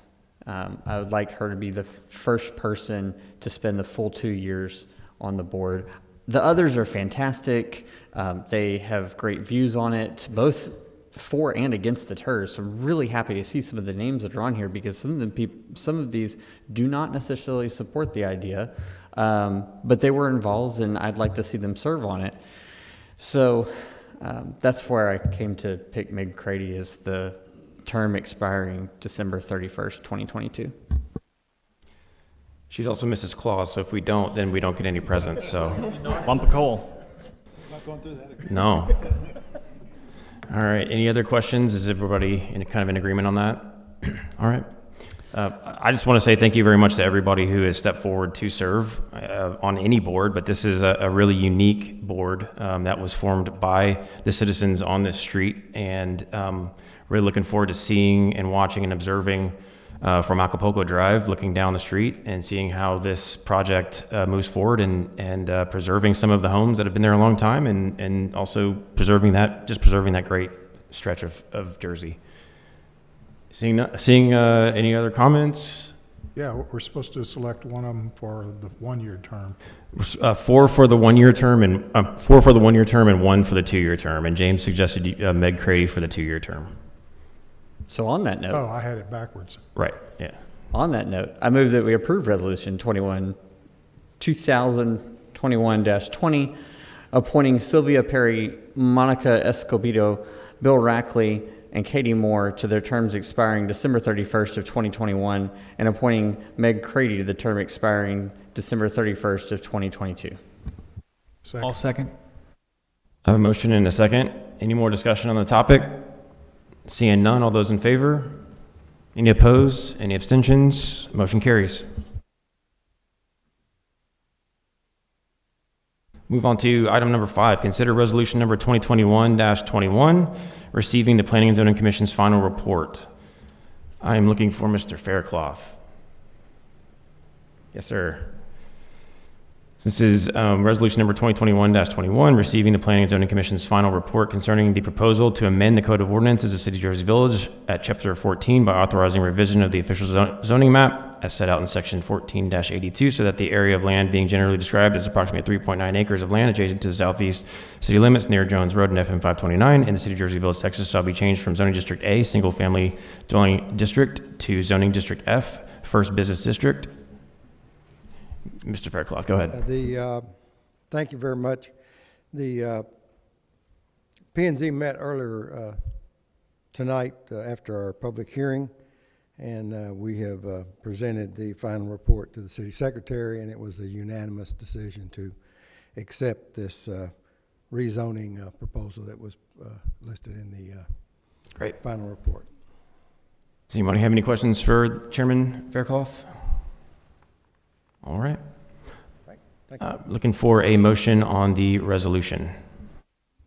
I move that we approve resolution 2021-21. Second. I have a motion and a second. Any more discussion on the topic? Seeing none, I'm sorry. I motioned, he seconded. James Singleton with the motion, Gary Wilbenhorst with the second. Seeing no more discussion on the topic, all those in favor? Any opposed? Any abstentions? Motion carries. Move on to item 6, consider ordinance number 2021-18, amending the Code of Ordinances of the City of Jersey Village, Texas by authorizing revision to the official zoning map. Harry Ward.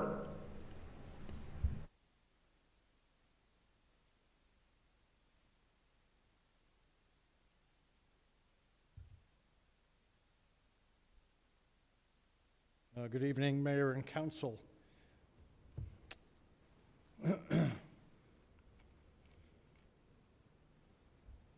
I guess we're here to ask you to consider ordinance 2021-18, which I guess codifies what Mr. Faircloth just proposed or introduced. All right. Any questions for Harry? Just for those who probably aren't following along, and honestly, if I didn't have my memo, I would know that I would follow along. Harry, this is a change in zoning requested by the owners of the property. I believe that we just annexed or just approved the annexation ordinance a meeting or two ago, and it looks like it's going from for whatever reason, a single-family dwelling district to F. Out of curiosity, do we know how it started off as A when we just had it annexed? There was a house on it. Okay. By ordinance, anytime we annex land that is not already designated as District D, it comes in automatically as District A. That might literally be the most rational answer ever given to a land use question of all time. I'm actually a little shocked, but thank you. Somebody write down the timestamp on YouTube. We should definitely share this. All right. Any other questions on the topic? Seeing none, I'm looking for a motion. I move to approve ordinance number 2021-18. I'll second. I have a motion and a second on the topic. Any more discussion? Seeing none, all those in favor? Any opposed? Any abstentions? Motion carries. Move on to item 7, consider resolution number 2021-22, receiving the Planning and Zoning Commission's final report concerning the approval to amend the Code of Ordinances of the City of Jersey Village at Chapter 14, Building and Development, Article 12, Landscaping, Buffer Yard, Park, and Open Space Standards, Section 14-310, General Standards at subsection 6E, in order to increase the requirements for pruning trees overhanging into the street or right-of-way. Chairman Rick Faircloth. Yep. Again, thank you. The commission met earlier. This was our second item on the agenda that we had some public comment on. And this is just moving the height of the trimming of over sidewalks and streets. The sidewalk is 8 feet. Currently, it's going to 10 feet. And the streets, I believe here it was at 13? 13, yeah, it's going 13 to 15. So that gives them a little bit of better clearance, especially for school buses and other types of vehicles that would come through the village. Or James Singleton. Yeah. And so we've issued our final report. It was a unanimous decision by the commission. So that's the end of our reports. Thank you very much, Chairman Faircloth. Always good to see you. Any questions? Do we know what prompted this change? So this was brought forth as part of the Planning and Zoning Commission's look at the tree preservation ordinance, which is part of the comprehensive plan, or one of the recommendations from that. And I did get an email maybe a year ago from a gentleman who hit his head on a tree branch while he was walking, just, wind was blowing, et cetera. So nice to always, for safety purposes, especially if someone's getting close to 8 feet, Yeah, I think it's a good change, and the height difference makes sense. I just was wondering if there was any kind of change in federal law or a standard or something that brought it along. Out of the comprehensive plan, there was a lot of complaints back in 2016, so that makes sense. Yeah. Yeah, I was just going to say, reading the ordinance, it's not set to go into effect until January 1, so that, that we're leaving the dormant season. Gives everybody a chance starting next October or whatever when we go back into the dormant season to make sure they get everything cleared up. So I have time to buy a ladder so I can reach that? Yep. Yeah. You don't need a ladder. Step stool for you. He doesn't need a ladder. All right. Excuse me. Yes. Chief, our fire truck's 14 foot high, right? 12 feet? Well, I know we're scraping limbs a lot on a lot of streets, but I can understand raising the height on the street level. I don't understand why we need to go from 8 foot to 10 foot and put that burden on the homeowners. I mean, is there something, and we're not driving school buses on the sidewalks. No, as Austin mentioned, this came from the CPUC committee, and I guess there's also perhaps a complication that when it does rain, the branches do hang down, and then they dry out and then they go back up. So you have to catch it at the right time to avoid that ambiguity. It may make sense to just lift it a little bit higher so when it does, it's not causing a problem. Yeah, I see that the same as like speed laws. A lot of times nobody's going to write you a ticket for 5 over. Well, you're fine at 6 foot, but at 8, it's a lot easier to show that there's an issue when it's grossly violating versus, well, you're an inch off and we're going to write you up for it. Yeah, I agree. I think if you listen to citizens and we get a lot of emails about different code violations, and as much as we can make it safer for everybody, but also reduce the ambiguity so that it's easier to enforce, that actually would be quite nice. Any other questions? Seeing none, looking for a motion on resolution number 2021-22. Move to approve resolution number 2021-22. Second. I have a motion and a second. Any more discussion on the topic? Seeing none, all those in favor? Any opposed? Any abstentions? Motion carries. Move on to item 8, consider ordinance number 2021-19, amending the Code of Ordinances of the City of Jersey Village. So this is the ordinance component of this. Go ahead, Harry. Yes, again, Council and Mayor. Before I go any further, I'd like to wish the mayor and the outgoing council the best in the future. It's been an honor to serve you guys. Thank you very much, Harry. Likewise. That drag him out. So again, as you mentioned, we're codifying Mr. Faircloth and his committee's recommendation to increase the pruning heights for the trees. All right. Thank you, Harry. Any questions, concerns? All right. Seeing none, I'm looking for a motion. I move to approve ordinance number 2021-19. Second. For the last time, I have a motion and a second. Any more discussion on the topic?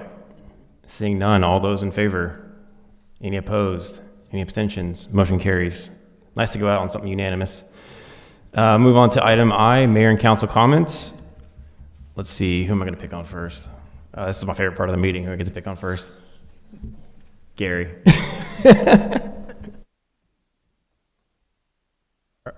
All right.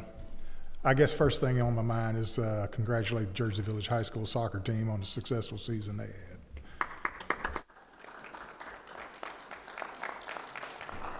That was a great game. Well, that one went over well. It was a great game. Yeah, I do want to express the thanks and appreciation for the services of our mayor and the 2 resigning or retiring council members. Long-deserved retirement in one case.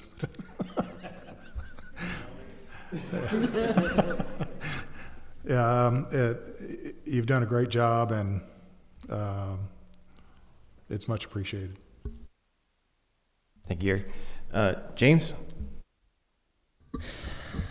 Yes. Greg, thank you for your service. It's been an absolute pleasure working with you up here and learning from you and all the history that you bring to the table. JV is much better placed and in a much better fiscal place because of your service up here. Andrew, I'd say bye, but I really doubt you're going anywhere. You know, we've had great talks, and you're going to be involved even after Mayor. And I no doubt I'm going to see you sitting out there or emailing me telling me that a tree branch is in your way. So, and Bobby's going to be back at the next meeting, so appreciate it. It was nice to see everybody here. Hot topic brings a lot of passion. I had to make a post online to remind people, get to know your neighbors. Remember, they're your neighbors, and we all get really passionate. And communicating online is very difficult. You only get 7% of the message they're trying to tell you. You lose all the tone inflection. It's very easy to misjudge people. If you read something you don't like, reach out and go have coffee.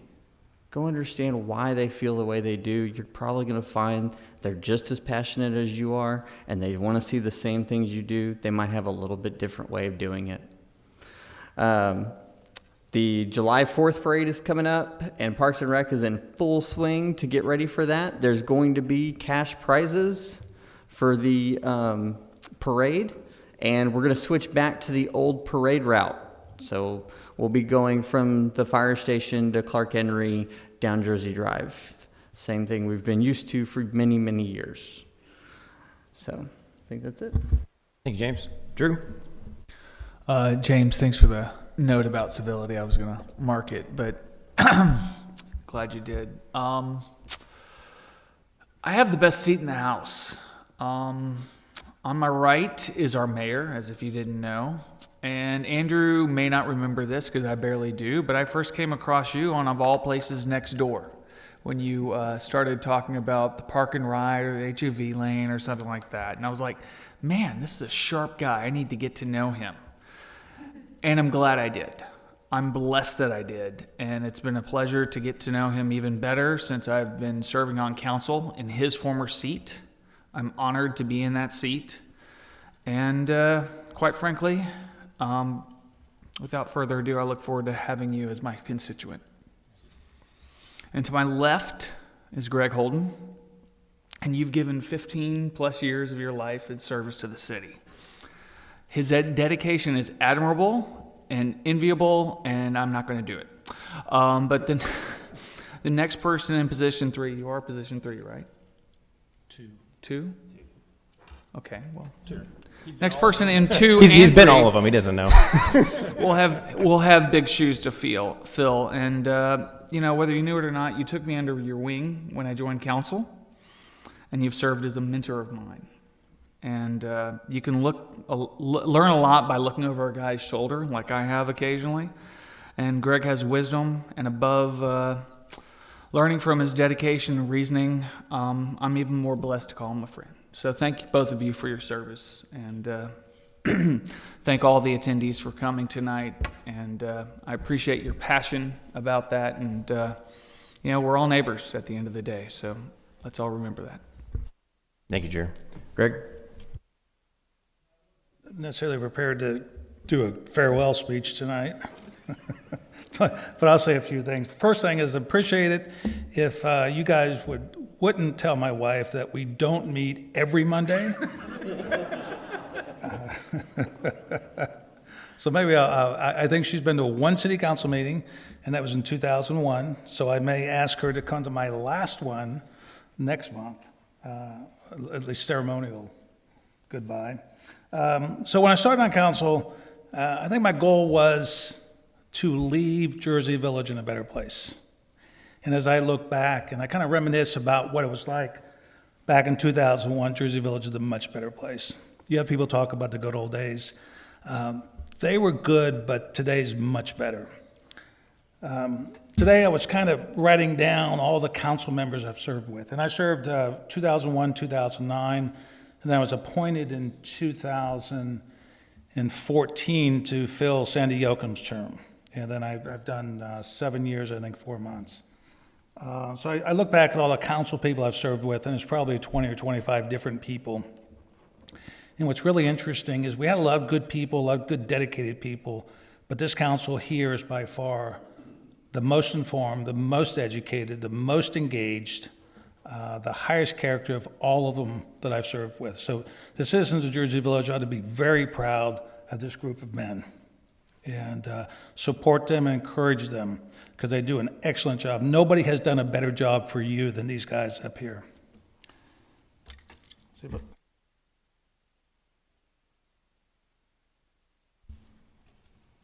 So really, this is about all I had to say. Just that Monday night thing's really important. So, We can keep your secret. It's fine. Okay, I'd appreciate it. And thank you for allowing me to serve Jersey Village as long as I have. And if these guys don't behave themselves, I'll be back next year. That's a threat. Thank you, Greg. Bobby? Well, I'll, maybe it's presumptuous of me, but I suspect I'll have an opportunity to send these guys off in a little more lengthy fashion next month. In addition, Greg shouldn't be so quick to say bye because there are 3 people running for a seat. If there's a runoff, you're going to go into overtime just a little bit. The only thing I wanted to say is, of course, early voting started today. If you have not yet gotten out to vote, please make plans to go out and early vote. It is way easier than waiting for Election Day, and just use Election Day as your backup plan. In fact, I would use another early voting day as a backup plan, and then Election Day as your backup. I want to thank the many people who came out to speak today. Sometimes we hear from a few folks that citizens don't have a voice. The citizens don't have a say in their city government. And it is very clear that you do. And you've exercised it today in a very clear and well-heard fashion. Of course, we have elections every single year. Half of the entire council is potentially up for election in any given year. And so I encourage you to use your voice, not just at the ballot box, but also in contacting us, in coming to council meetings and speaking, and to kind of jump off of what some of my colleagues here have said. I think it's also good when other people get to hear from you, because they may not realize just how many people feel a little differently about a topic than they do. It's always good to hear from opposing voices. It's always good to hear from differing opinions. And coming out to a council meeting and expressing your views may give someone else a different perspective than they did not have previously. So it's not even just for our benefit, it's for the benefit of the overall conversation that we have as a community, and it makes our city better when we engage in that conversation. So thank you for coming out and for engaging in what was an extremely civil, very well conducted conversation. Thank you. All right. Thank you, Bobby. Well, I want to say thank you to everybody for being so nice today. Behind closed doors, they don't say that stuff. Thank you all so much. It's been the honor of one of the biggest honors of my life to serve my hometown where I grew up as mayor. Got on council in 2015, appointed into Justin Ray's seat, and it was interesting because right when you're appointed, you immediately go into budget workshop. And I remember Lori Cootie delivered this gigantic white binder, because back then it was all printed out. And I got this big white binder on my doorstep, and I was never been more excited in my life to see a big pile of paper with numbers on it. And it's very strange because you have to adapt very quickly. And it was great because Greg Holden was on council, and I got to see I just kept my mouth shut. Drew, remember when you got on council, I don't think you heard a peep out of Drew during the whole budget workshop. And that's kind of what you see when someone gets on council the first time. They just kind of keep their mouth shut, and they kind of look over at Greg like, what does Greg have? And Greg always has some incredibly wise, backed up by history thing to say about a project, about something. And it was interesting to hear you talk earlier tonight about how back in the days, they were the good old days, but they weren't as good as they are now. And the reason they are as good as they are now is because of you. And I thank you very much for your service. Thank you so much. Everybody that I've served with, I have absolutely adored. And James and I are going to grow old together. Get yourself a James Singleton. It's great. You know, Ty Camp got up to say some great things about me, and what was awesome was you mentioned when he was telling some stories about me, you noticed I was never alone. It's always other people who were with me, helping me. I'm not the hero. Everybody else is. Everybody else latched on to maybe my energy, but it was the other people who I wouldn't go trudging through floodwaters up to my neck if Ty wasn't there. So there's a lot of things. There's no way I would go prepare after the ice storm, go fix PEX in a house without James. He's too tall. He's so tall. He just reaches everything. But I'm never alone. In this city, you're never alone. You can make friends. You can make lifelong friends. I've made a lot up here, and I'm gonna miss it a lot. So thank you all so much for coming out. Thank you all so much. I want to thank everybody who's running for council. It is extremely brave of anybody to put your name on a sign and put it in somebody else's yard. So if you're doing that, wow. I'll remember the first time I saw my name on a sign in someone else's yard. It was the weirdest thing I've ever seen. I'm sure it is for a lot of people. And so thank you for stepping up. And I just want to thank you all again for allowing me to be your mayor. And come have a beer with me sometime. Cheers. With that, I'm going to go ahead and close the meeting out. Oh, darn, we got executive session. Yeah, we still I wanted to hit the gavel so bad. All right. It's time to recess the regular session and move into executive session. Yeah. All right, council is now going to retire to a closed session at 9:03 p.m. pursuant to Texas Open Meetings Act, Section 551.071, consult with attorney, and Section 551.072, deliberations regarding real property. Consult with attorney pursuant to the Texas Open Meetings Act, Section 551.071 and Section 551.072, deliberation regarding real property, regarding cause number 1060758, City of Jersey Village, Texas versus Joe Myers Dealership Property LP in the County Court at Law number 4 in and for Harris County, Texas. We will return to open session and continue the remainder of tonight's agenda. After the closed session, deliberations are concluded. The closed session was adjourned at 9:36 p.m. and no official action or vote was conducted during the closed session. Let's move on to item M1, discuss and take appropriate action on matters discussed in executive session, including consideration and possible action on resolution number 2021-23. I move that we approve resolution number 2021-23 on the condition that the agreed final judgment referred to in the resolution shall be amended prior to execution to include a reference to the assignment of claims. Second. I have a motion and a second. Any more discussion on the topic? Seeing none, all those in favor? Aye. Any opposed? Any abstentions? Motion carries. Meeting adjourned.